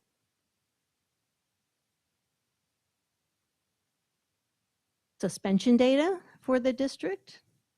And I'm just going to let you look at this if you have any questions. I need to go back one. In regards to suspension data, I do want to mention that our students with disability student group is a student group that is in the red zone. Our students also in the students with disabilities group also is red and in math. Therefore, the district is in what's called differentiated assistance for this student groups due to this 2025 data. So for the suspension data, the percentage is better for it to go down or up? Suspension, you want to go down. Okay, you want it to go down. Yes. And then I also. Okay, I was just curious because how come for our district, we're in yellow Yeah. at 2.4%. The state, though, is in green and they're at 2.9%. So Very they're good higher than we question. are. So why are we not green? Yes. Okay. So when you look at the colors, right? When you look Uh-huh. at the colors on the dashboard, it's a high level look. Okay. And the size of the student group matters to that color, and the 5x5 grid that determines movement. So you have your performance level, and then you have whether you have your change and your status. Okay. So my next slide whoops, I'm going to skip chronic absenteeism a minute so I can show you that. This is how you move across to move from one level to the next. So as you can see here, for chronic absenteeism, we're in the yellow, okay? We will stay in the yellow until we get down to 10% or less in chronic absenteeism. And then we'll jump from yellow to green. Because of the way that this system works, we jump from 44% chronically absent down to 20, right around there. Huge change, right? Huge improvement. However, that 22 is still in this very high category. So to move from this very high category, we have to get our chronic absenteeism down into this category, which starts at 10.1, or it goes to 20.1 to 10.1%. So we have to move that far. And even if we moved into this category, we're still going to be yellow. Okay. And can I just say that we are yellow because we're comparing to ourselves. Yeah. While the state might be green and higher, it's because the state compared to themselves the year before. Okay. So they might have had 5% and went down to 2.9. That's a big increase based on the percentage of the grid. So when you're on the California School Dashboard, most people just look at that, you know, my first slide, right? They look at that student in the color, and that's as far as they go. You have to dig deeper to get to here to understand, for you know, anyone looking at the dashboard, to understand what is it going to take for the color to change. And sometimes how much it takes for the color to change, and sometimes how little it takes for the color to change. So for example, in suspension rates, our white student group, I'm going to back up to that so I can show you this real quick. Our white student group is at 5.4. but our white student group is 71 students. So that white student group, which is kind of maintained, but that 5.4 is 4 students. Okay. Okay. For our district overall at 2.4, we're talking 45 total students.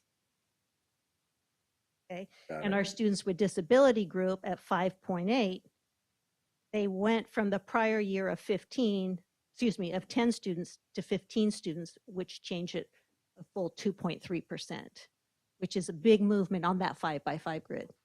Got it. Okay. Now Okay. that makes sense. Where was that previous slide? That's not in the. 5x5, I'm gonna come, if that was actually going forward here. Oh, you don't have to, oh. Sorry. Yeah, It's and- in my review going, I need to explain this to you guys. I'm so sorry. Okay.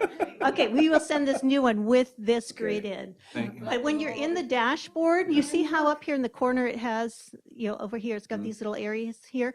When you're on that original dashboard, it says you just want to click one of these to get over to this 5x5 grid. Okay. And they have a 5x5 grid for every area that's on that dashboard. That explains a lot. Thank you. Okay. Yeah. Yeah. So sorry. Because those That's look, all right. those look really good, and they show up well on, on, whatever you're looking at, but Right. I can't see that. Well, Yes. no, I was just, now that you explain it, it makes sense because I'm looking at the numbers and I'm like, Yeah, why what are we didn't- being graded on a scale? Yes. Sliding scale. Yeah, so especially when you think about our chronic absenteeism, Yeah. I mean, 20% change, and yet we didn't move, right? Right. Why didn't we move when we had a 20% change? And it's because of how that movement for color works. Got it. Okay. Couple of new things on the dashboard. We have 2 new indicators that show up on the dashboard. At this point, they're informational items on the dashboard. So they're teal on the top. So we don't have that, status and change and a new color. So the teal is not a color yet. But what we have is our status. So in science, currently, our science status is considered green. Very interesting when we've seen our science data, right?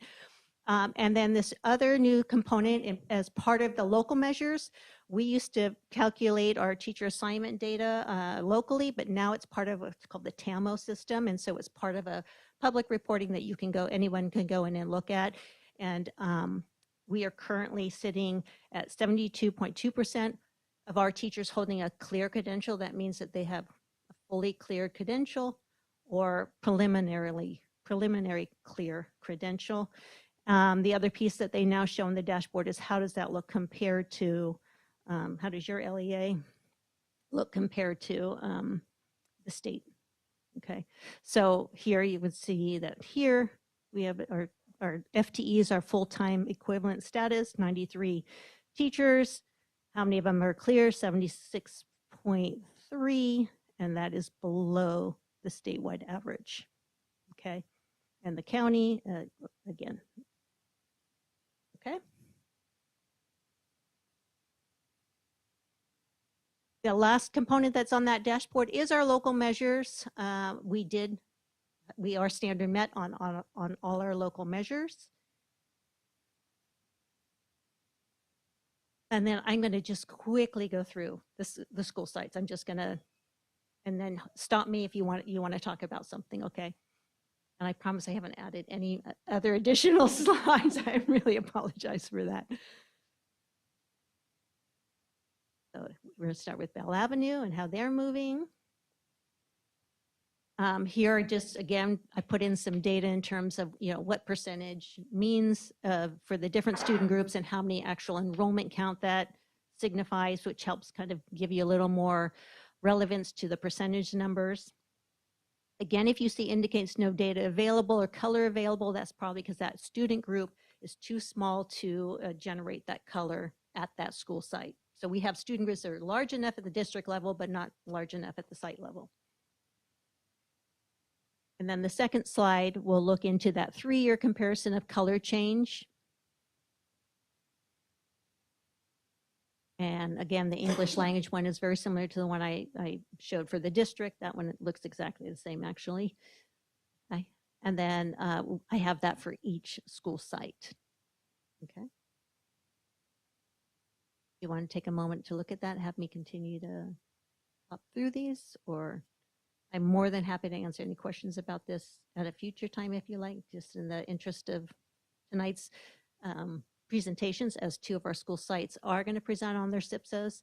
And so they will refer to some of this data in terms of how they're responding to this data and some of the local things that they're doing with their site dollars from LCFF and Title I. Okay.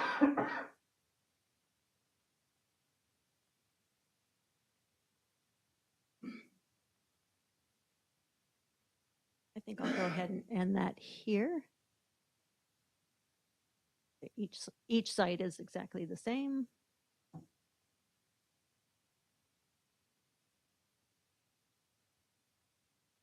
Mhm.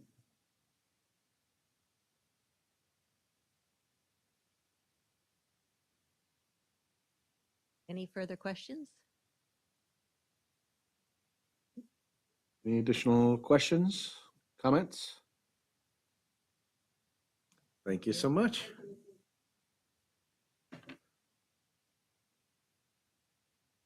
Okay, now we're going to move on to the school plan for student achievement. And presenting first, we're going to have Taylor Street. Good evening. My name is Michelle Benjamin. I am the principal at Taylor. So I'm going to be presenting on the SIPSA for Taylor. As Ms. Lyon had mentioned, there's some data in there that's going to be in there. I'm just going to explain a little further what we're doing at Taylor to address some of these numbers. So I wanted to show from 24 to 25, we have increased in our ELA. We've moved from orange to yellow. And that's the direction we want to continue to move. I do want to highlight our African Americans have also moved from orange to yellow, which is great. They've increased quite a bit. And so have our other 2 groups that we have data for. Some of the things we're doing, we have adopted and implemented a program that's being used by one of the programs, our GATE program on our site called Freckle. It's also associated with our AR, which is attached to the STAR data that we use district-wide. It has both ELA and math, and our parents also have access to it. So we're going to be doing a big push over our winter break to see which students are logging on and have incentives and things like that for them as well. And that's going to help with the reading is our hope. Our intervention support, we did the phonics screeners K6. So we did it for our K2 around phonics, and then we also did it for our reading comprehension for grades 3 through 6. With our extended day, our focus is continuing to be phonics because that's our first through second graders, or first through third graders that are participating in that. We also have our PLST supports. They're amazing. They've done PD and just supported teachers. We have quite a few new teachers around ELA. And then our staff meeting, every staff meeting, and this is going to be on several of my slides, we are talking about data as a staff and how that is driving instruction in class. The last 3 bullets are new initiatives we have on site. We have connected with Sac State. We have 3 fellows that are there, college students, that are working with our teachers and our students. And I think it's great for our students to see college students on our sites around education and that motivation. And then they're also getting experience in the classroom. So that pipeline to getting future teachers here. And then we've conducted our first ever parent educational night, and that happened in September. It was amazing. Part of that was to see if we can get parents out, and we had quite a few parents, close to 100, I think, of parents. And the purpose of that was just to kind of explain our goal around reading and math. So we can get the parents there. We really want to push the academic piece of it. And we have another one coming up in February. And our community school liaison was huge in helping get that going. And then the last bullet we have is something called the Genius Network. Through CASA is how we got connected to that, and it's a literacy focus.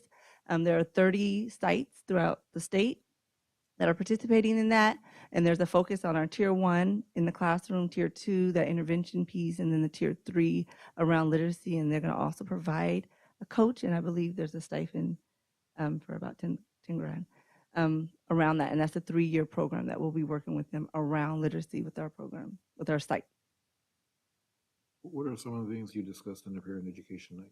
So we discussed the reading initiative, so why we should be reading with our students and children at home, what we're doing on the site during school days, that we want parents around. We want them visible. We talked about math as well, kind of the standards around both ELA and math, some of the platforms we're using in the curriculum as well. We also had stations to make like bookmarkers and flashcards in the back. So it was our first one. We just wanted to see if we can get parents out, and they came out. So our second one will really be looking at data. And we might even individualize it and have teachers there as well. And there were a couple teachers there, but it was mainly to get the parents there. It was also Mexican Independence Day, so we had a mariachi band there. So it was really good to get the parents out as well.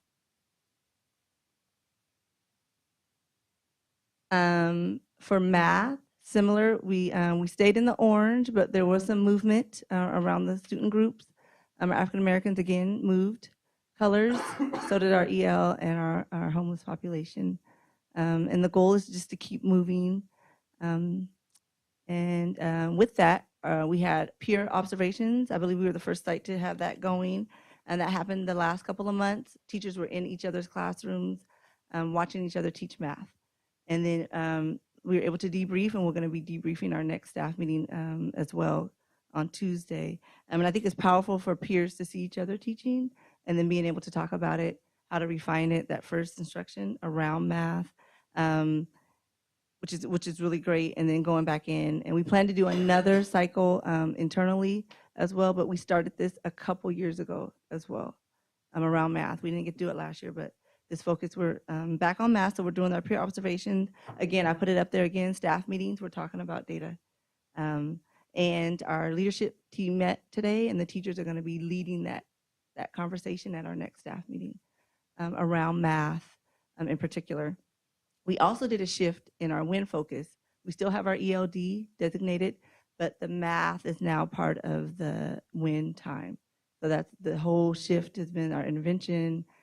Every teacher outside of the ELD is focusing on math this year. And again, I put down that our intervention is also during that WIN time focused on math. And then we are continuing our accounting collections, the huge part of that math foundational piece that students are needing.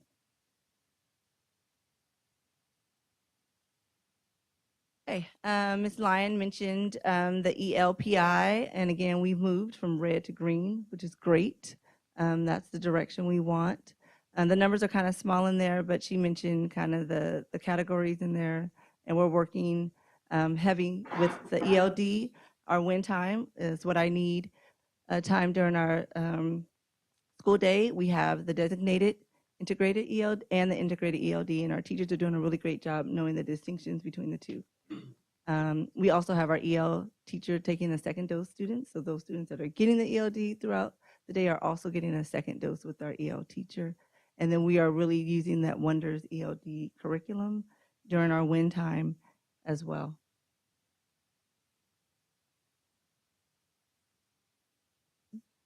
Okay, so this is our goal 4, increase performance and parent involvement.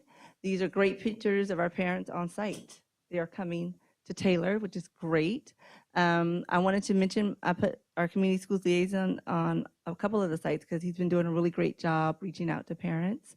The bottom picture is at our the academic night. We're doing a lot of parent square communication. Parents have mentioned to me and complimented how they're liking that frequency of communication and they're using it. We also do old school paper as well, and then just talking to parents.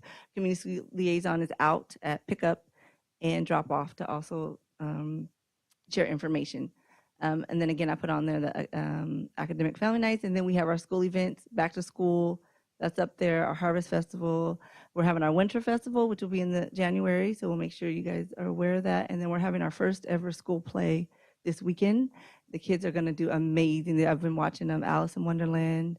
We're utilizing our cafeteria as much as we can. And it's just great to see the students practicing the plays and learning and reading and memorizing. And then we also have a really strong community collaboration with the Walk for Health organization. They're on our site every Thursday, and that's that picture in the top left. They're giving out food distributions, and then there's Zumba, and they're generally across the street walking, but when it gets really cold, they are utilizing our cafeteria, and they have also been part of our PTO meetings. So that we're really trying to build that community connection within our community, because we are a community school. Our goal 5, build our school climate, we're gold. So PBIS, we're doing a great job implementing the positive behavior interventions and supports, which is evident because we're gold. The picture there is our assemblies. We have character assemblies every month, and our students are leading them. So we're building school leaders on site. The student council said we want to do it, and that's them doing it, and they're doing a great job. We continue our restorative room, which is that restorative piece of that PBIS. We have our assemblies, our student store. Sammy Circuit is still on our site. Our Fun Fridays, and again, that parent communication is key because they have also come out to assemblies and events that we have during the school day as well. Again, this is also part of Goal 5. Just wanted to show the picture of our students enjoying Kona Ice again this year. And then our community, again, this is just an example of the parent communication with Parent Square that it gets sent out. We do attendance incentives every week, and I put my community schools liaison on there because he's making calls as well home. And one of my last slides is the Title I funds. We have some additional Title I funds, and that's where we were able to purchase that freckle I mentioned earlier for that math and reading intervention that is both being utilized at school and at home, more science field trips. And then 5 of our current teachers are getting GLAD trained, which is, to help address that high quality first instruction, which is needed. I will say I was told this is the first time in 11 years that all the teachers came back. So that's a great sign. We had one teacher, our specialist, promote, so one teacher did leave the classroom, but that's a good sign that our teachers are back, which is where that high quality and we're able to train our teachers. Any questions?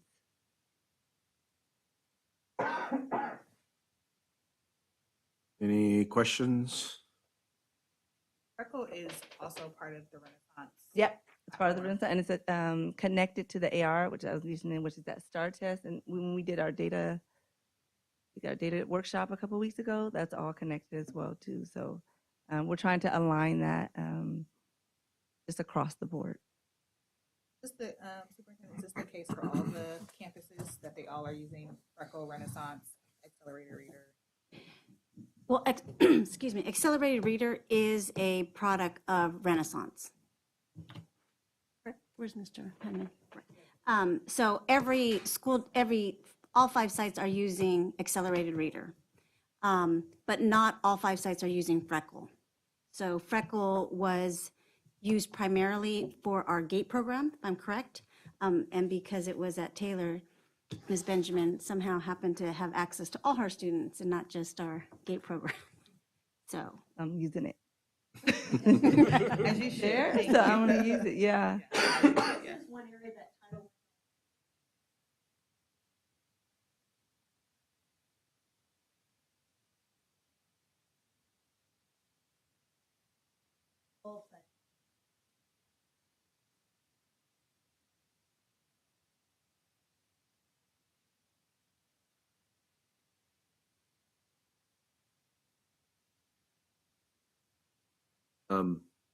Well, I'll say this, the numbers are not where we'd like them to be, but what I like is that they're heading in the right direction. Victories, small victories, and we're moving folks in the right direction. I just also want to make sure to note, you've done a phenomenal job of changing the culture there at Taylor Street. Oh, thank you. As long as I've been on the board, it's been a challenge with leadership there. And I am very, very happy to say that it's not a challenge anymore. And I think the fact that so many people have come back and so many people are engaged and so many parents are engaged, it's a credit to the staff, but it's also a credit to you. Thank you so much. And I appreciate the support. And you're right too, because the goal is to make sure our students are they're moving in the right direction. And I appreciate the support. I really like Trustee Duluth acknowledging that because we went through a number of people. We all believed that they were going to be able to change the ship, and you've actually changed the course of the ship, and you've actually done it. Oh, thank you. I tell you thank you too because everybody said the numbers are not there, but Mhm. they're moving in the right way. Yeah. And I think what you're doing, I can't wait to see what happens next year. So I Yeah. think Me too. Me too. I have sticky notes Yeah, up. Like, let's do it. Yeah. involving the parents and the teachers and the attendants, I think that's big. Yeah. Working really hard. Thank you. I would love to hear more about your Sac State Fellows partnership. Oh, yes. So one of our teachers' sisters, part of the fellowship, so she reached out and said, hey, we have this program. Are you interested? So I contacted the superintendent. They are students currently at Sac State, ranging, I think they're juniors and seniors, some of them, and they have an interest in education. And so they go through, it's similar to AmeriCorps, but they're calling it Job Corps because they're in college. And so we work around their schedule, but most of them are there 3 days a week, and we pair them with the teacher. So there's one in primary and then one in intermediate. They're working closely with the teacher, with the students. And it's been a really great partner. One is there until 6, so she's after school, so she's able to also work with students after school. Yeah, it's been a really great, so far it's been almost a month since they started. It's been really great. I think it's a dual because they get the experience and then they're on the campus with the students. The students get to see the college students. And then, like I said, a great pipeline to eventually getting into education. So we have 3 now. We were supposed to have 5, but we have 3 right now. Benjamin, I have you guys down for tomorrow for Alice in Wonderland. Uh-huh. That's the plate, yep. And I do want to give a shout out. There are 30 students and they're so cute. They have their uniforms and their costumes, and a lot of our staff have stepped up to help, and parents. So it's tomorrow at 6 and Saturday at 6. And then we have a 9:30 assembly also. Thank you so much. Thank you. My daughter's not feeling well, so I'm going to step out. All right. All right, next up is Bell Avenue.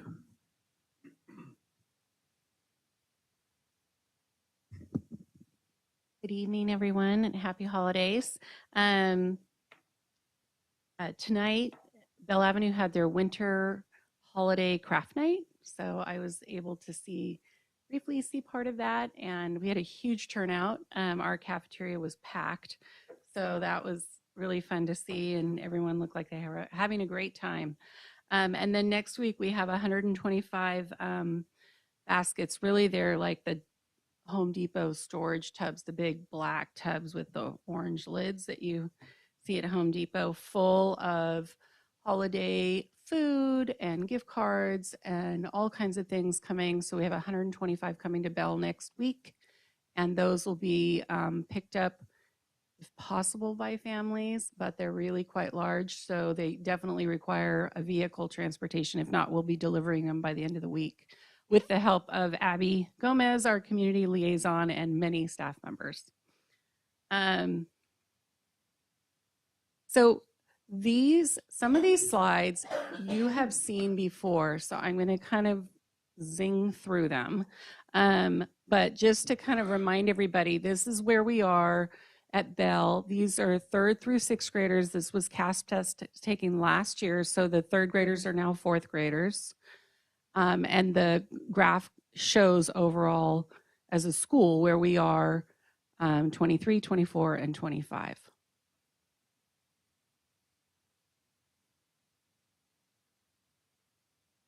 And then this is this same information, except for it's broken down by 3-year comparison by subgroup.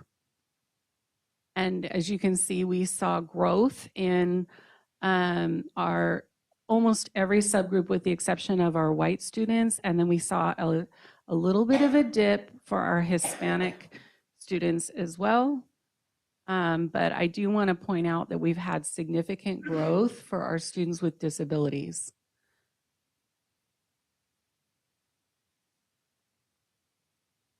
And then for goal number 1, increasing our performance in English language arts. Last year as a staff and our school site council, we set our goal to be at, we wanted to be at 37% proficiency or advanced as a whole school. And we did not meet that goal. However, we did have 5th grade and 6th grade. 6th grade like missed it by 0.5%, but basically 5th and 6th grade met the goal. 3rd and 4th grades did not meet the goal, but we're working on it, and we're looking at different strategies and identifying specific students that are still really struggling in a variety of areas. But we are still, as you guys know, we're a GLAD school. We're working on, this year our strong focus is in writing. That is a district focus for our long-term English learners. And there is a focus with every 3rd grade classroom across the district in the English language ELD classes. They are focused on writing. So at Bell this year, we decided that instead of just being focused in 3rd grade, we're focused as a whole school in writing. So during our EL rotations, so we don't do WIN at Bell. We have an EL and an EO class. But in both of those classrooms, every single day for 30 minutes, they're doing something to do with writing. And they're producing writing every day in those classes. So that's been a new focus. We've always talked about writing and we've focused on it, but we're really highly focused for 30 minutes every day at Bell. We're working to build a stronger communication between our special education team and our general education teachers. That seems to be an area where we kind of fall apart. And we want to make sure that our students that are receiving special education students, that there's more of a connection between their general ed classes. And I think we're doing a better job, and we can see that in our data, but I think it can be even better. And when we get to our LPAC scores, we can talk a little bit about that too, because we see it for our kids that are language learners that are also receiving special education services. There's a little bit of a disconnect between those two focuses. And so we're trying to build a better, stronger connection there. And we see that when we do, we're seeing that that's having a significant impact for our students. Oh no, let's see, what did I do here?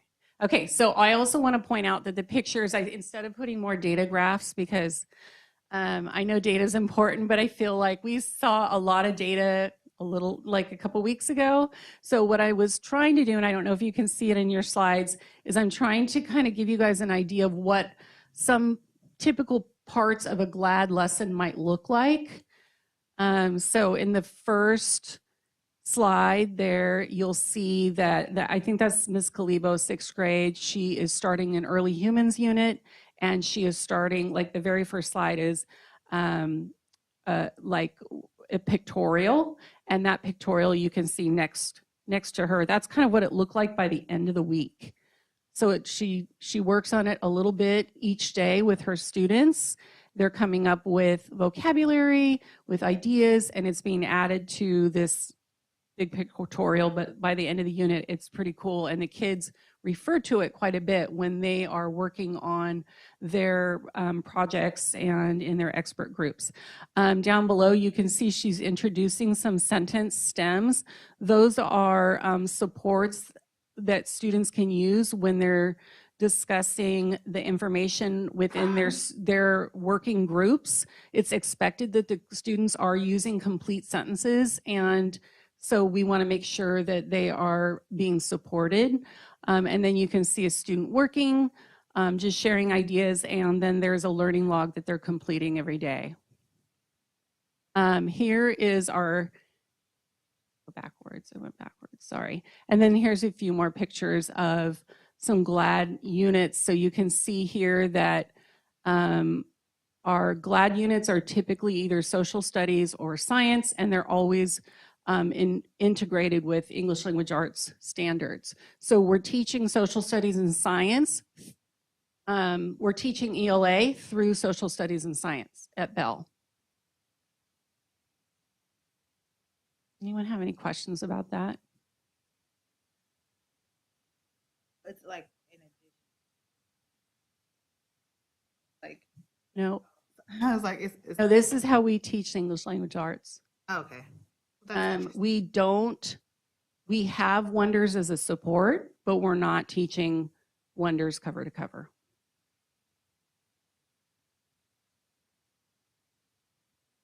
So this is pretty labor intensive for teachers.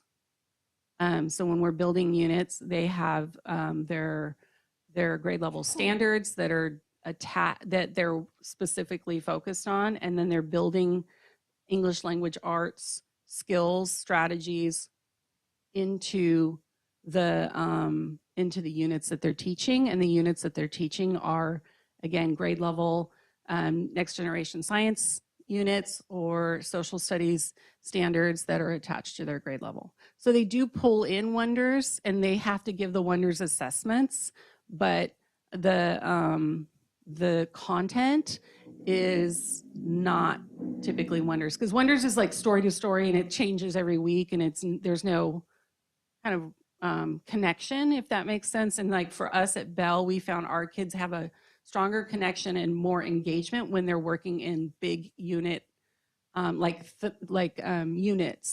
that they are studying and they stick with for over a period of time. So usually about 6 weeks.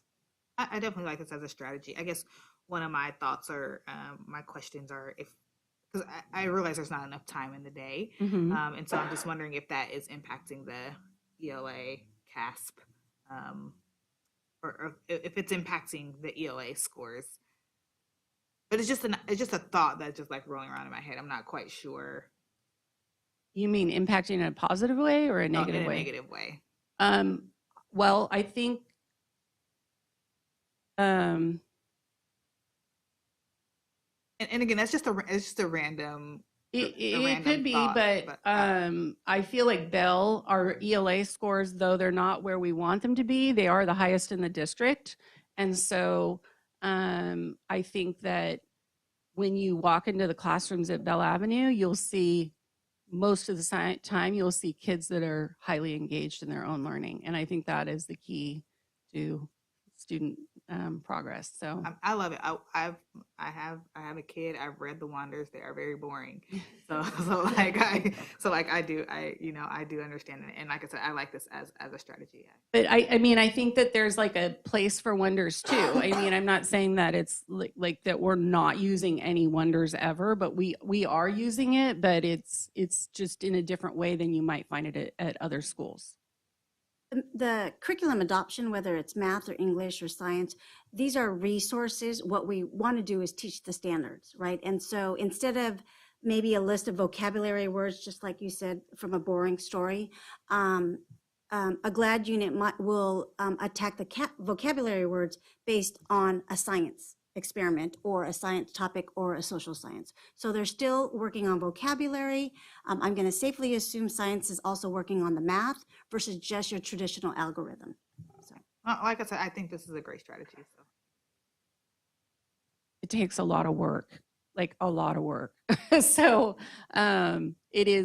it works at Bell, but I don't know that it would be something that would maybe, if you're working at a school where there's a lot of teacher turnover or there's staffing issues, GLAD would not be the way to go, because it's something that it's very hard for substitutes to manage and to write lesson plans for and all that, all of that kind of stuff. So for me at Bell, I've been blessed to have a staff that's been, I've got a pretty solid staff, and I have had for a very long time. And so this works for us, if that makes sense. But I think it would be difficult at a school where if there's any kind of turnover or anything like that.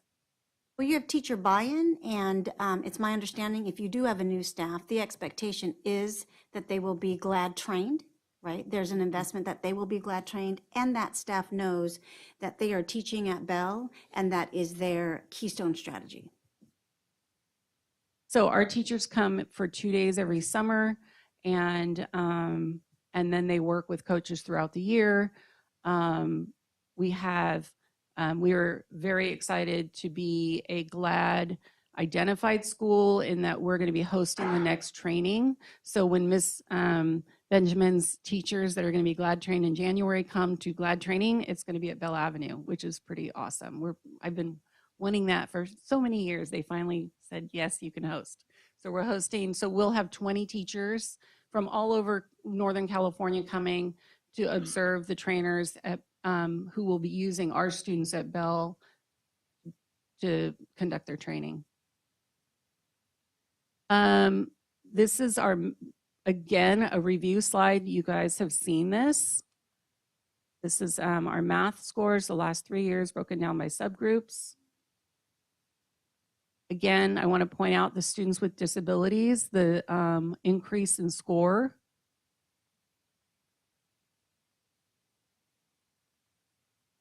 And then for mathematics, there's a couple of things that we do at Bell that is key. Number one, we teach math in the morning. That is super important.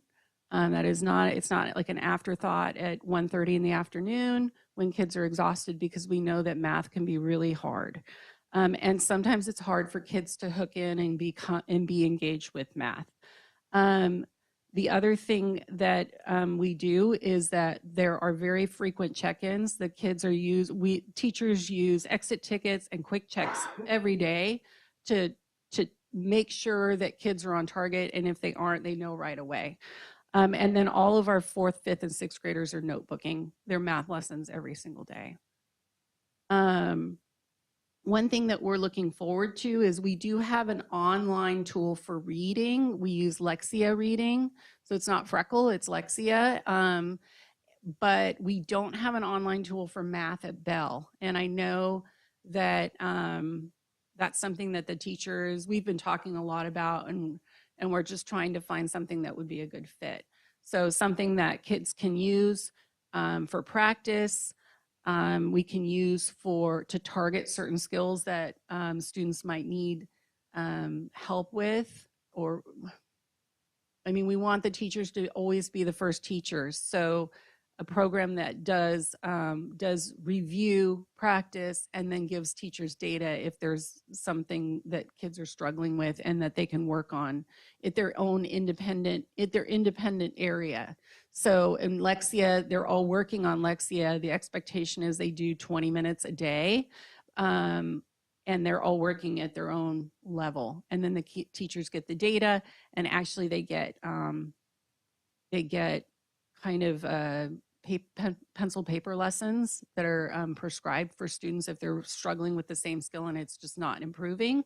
Then the teacher gets data and says, hey, you really need to work on the long vowel, the long A sound, and here's some pencil paper work that would be done with a teacher for that student because they really need it. So we don't have anything like that for math, but we're hoping to find something, and we're still looking into it. These are our English language, our LPAC scores. And we did see an increase in the number of students that went down in their overall score. That was 3 students this last year. We don't typically have students decrease in our LPAC scores, but we have identified those 3 students, and we're addressing their needs individually and actually through intervention and special education services, because we're seeing that the data from LPAC is just another indicator that those kids need more support. The number of students that maintained increased, and we are working to move students who maintain their LPAC level up to the purple band. And we're again identifying individual students and hoping and giving them more EL support. And then we're also reclassifying students earlier than we have in the past years, which sometimes has a impact on our overall LPAC score as well as our EL subgroup on the CASP. Our EL specialist does do a second dose, and the kids that she sees for second dose are kids that did not make the growth that we expected them to make last year. So those are the kids that see her twice. For goal number 4, increase in performance and parent involvement.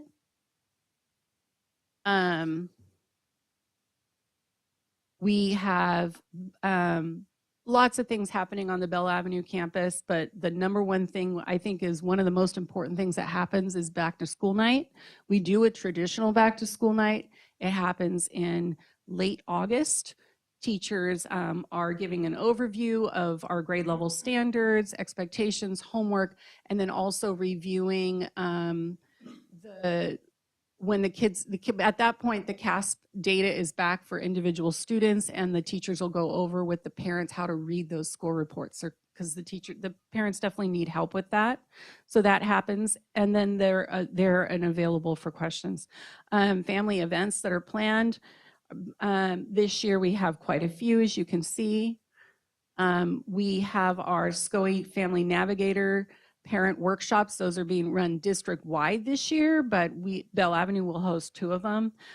Probably the biggest change and like such a great opportunity for our school, as well as I think the other schools that are our community liaisons.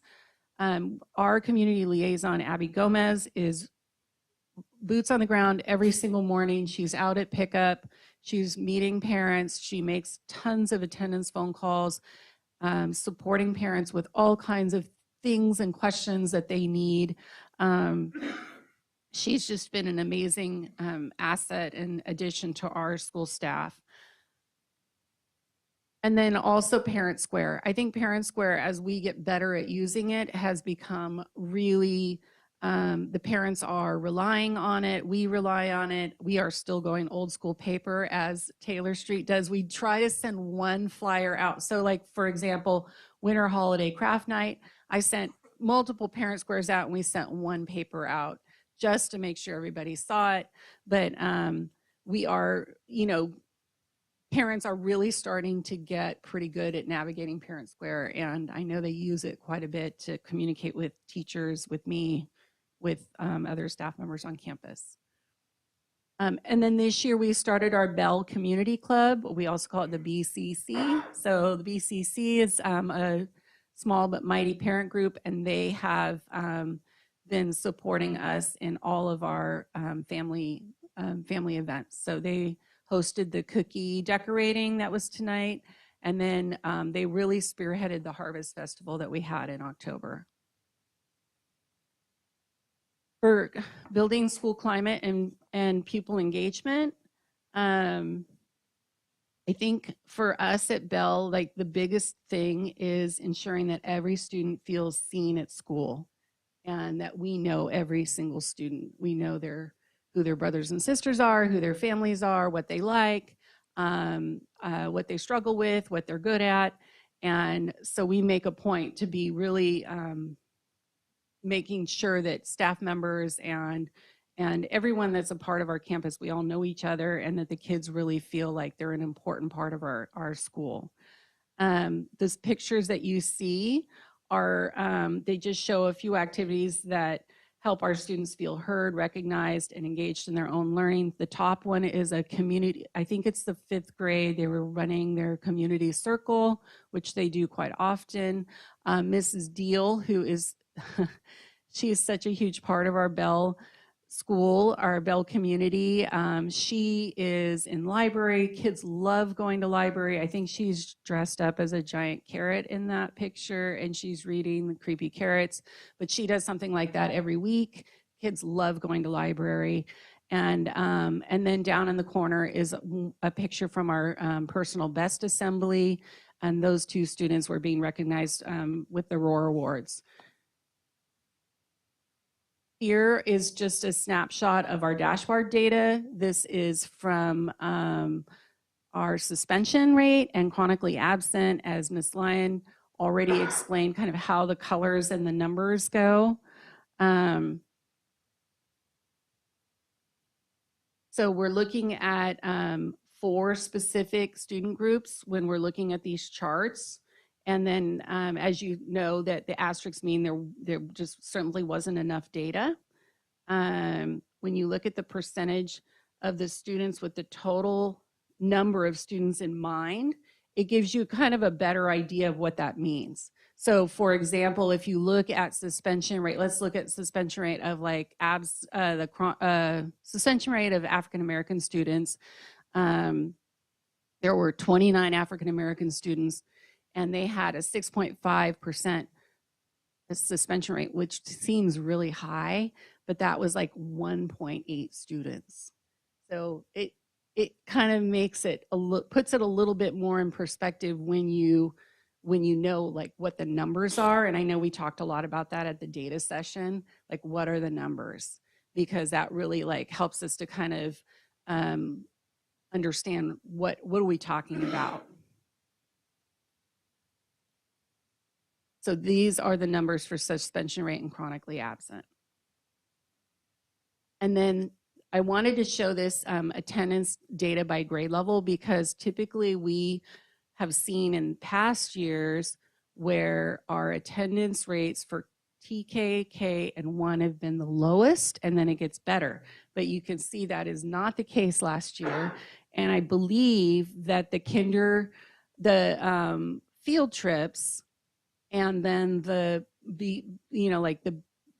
early school events that we're doing, where we're really honing in on attendance with the kindergarten and the first grade parents and the TK parents, I feel like they're really helping because they actually have the best attendance in the school. So we're going to continue to do that and hopefully build that the idea and the belief that attendance for our TKK and first grade students is extremely important. And then the last one here is our Bell attendance, and that is for 3 years, and that is in comparison to the rest of the school district.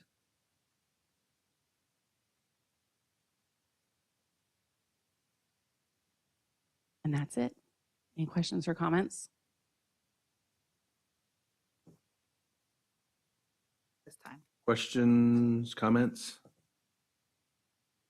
One thing that I did notice, and I really appreciated how you talked about, in particular, the utilization of the data, not just school-wide, but at the grade level, at the classroom level, even down to the individual student level, how you utilize data in order to meet the needs of the students. I mean, that's what equity is supposed to be about. It's about giving students what they need. I like that you focus on that, you talk about that, and that's the way in which you lead with your staff. And I've seen you doing that year after year when you come and you do these presentations, and you can see that it is making a difference. What I've noticed is areas where you say that you want to focus, the following year, your numbers improve in that area, especially. So anyway, I just wanted to make sure that I let you know that I recognize that and very much appreciate that. Any other comments? Hearing none, we'll move on. Thank you so much. All right, now we're on to consent agenda. I will entertain a motion to approve. So moved. Second. Been moved and seconded. All those in favor, please say aye. Aye. Opposed? Abstentions? Motion carries unanimously. And I'm glad that, since we just approved our minutes, that they have really addressed the question of these minutes being posted. Every time. Just want to say that, we really do listen. Okay. Okay, we'll now move on to action items. Approve acceptance of gifts. I'll entertain a motion to approve. So moved. Second. It's been moved and seconded. Discussion? Could you just do me a favor for public comment? Just let folks know exactly what what this item is? So we're required every trimester to notify the board of any donations that were given to our district to families and students, part of our board policy 3290. And so a few items on there we receive as a district as well as school sites go from supplies and materials to monetary donations such as like the Walk for Health event. And then some items don't have monetary value, but were donations made to us. So we thank all those partners that donated to our schools and district. Excellent. Any additional discussion, debate? Hearing none, we'll move forward to a vote. All those in favor, please say aye. Aye. Opposed? Abstentions? Motion carries unanimously. Item B, approve 2025-26 school year first interim report with a positive certification. So move. Second. Been moved and seconded. Any discussion or debate? Hearing none, we'll move forward to a vote. All those in favor, please say aye. Aye. Opposed? Abstentions? Motion carries unanimously. Item C, approve revised policies, regulations, and/or exhibits. Included our policy 1330, use of school facilities, regulation 1330, use of school facilities, and exhibit 1330, use of school facilities. So moved. Second. Been moved and seconded. Is there any discussion or debate? 9, board member requests for future agenda items or reports. Start with Trustee Devine. Nothing at this time. Okay, Trustee Cardona. Nothing at this time. Trustee Hamilton Starks. Nothing at this time. Trustee Barnes. I've already stated my request for a report on benefits. Okay. Just restating that. And I have nothing at this time. So on that note, this meeting is adjourned and you all have a very happy holiday, Merry Christmas, Happy Kwanzaa, Happy New Year, all that fun stuff. Happy Hanukkah. Don't miss that one. I don't know if I miss Ramadan.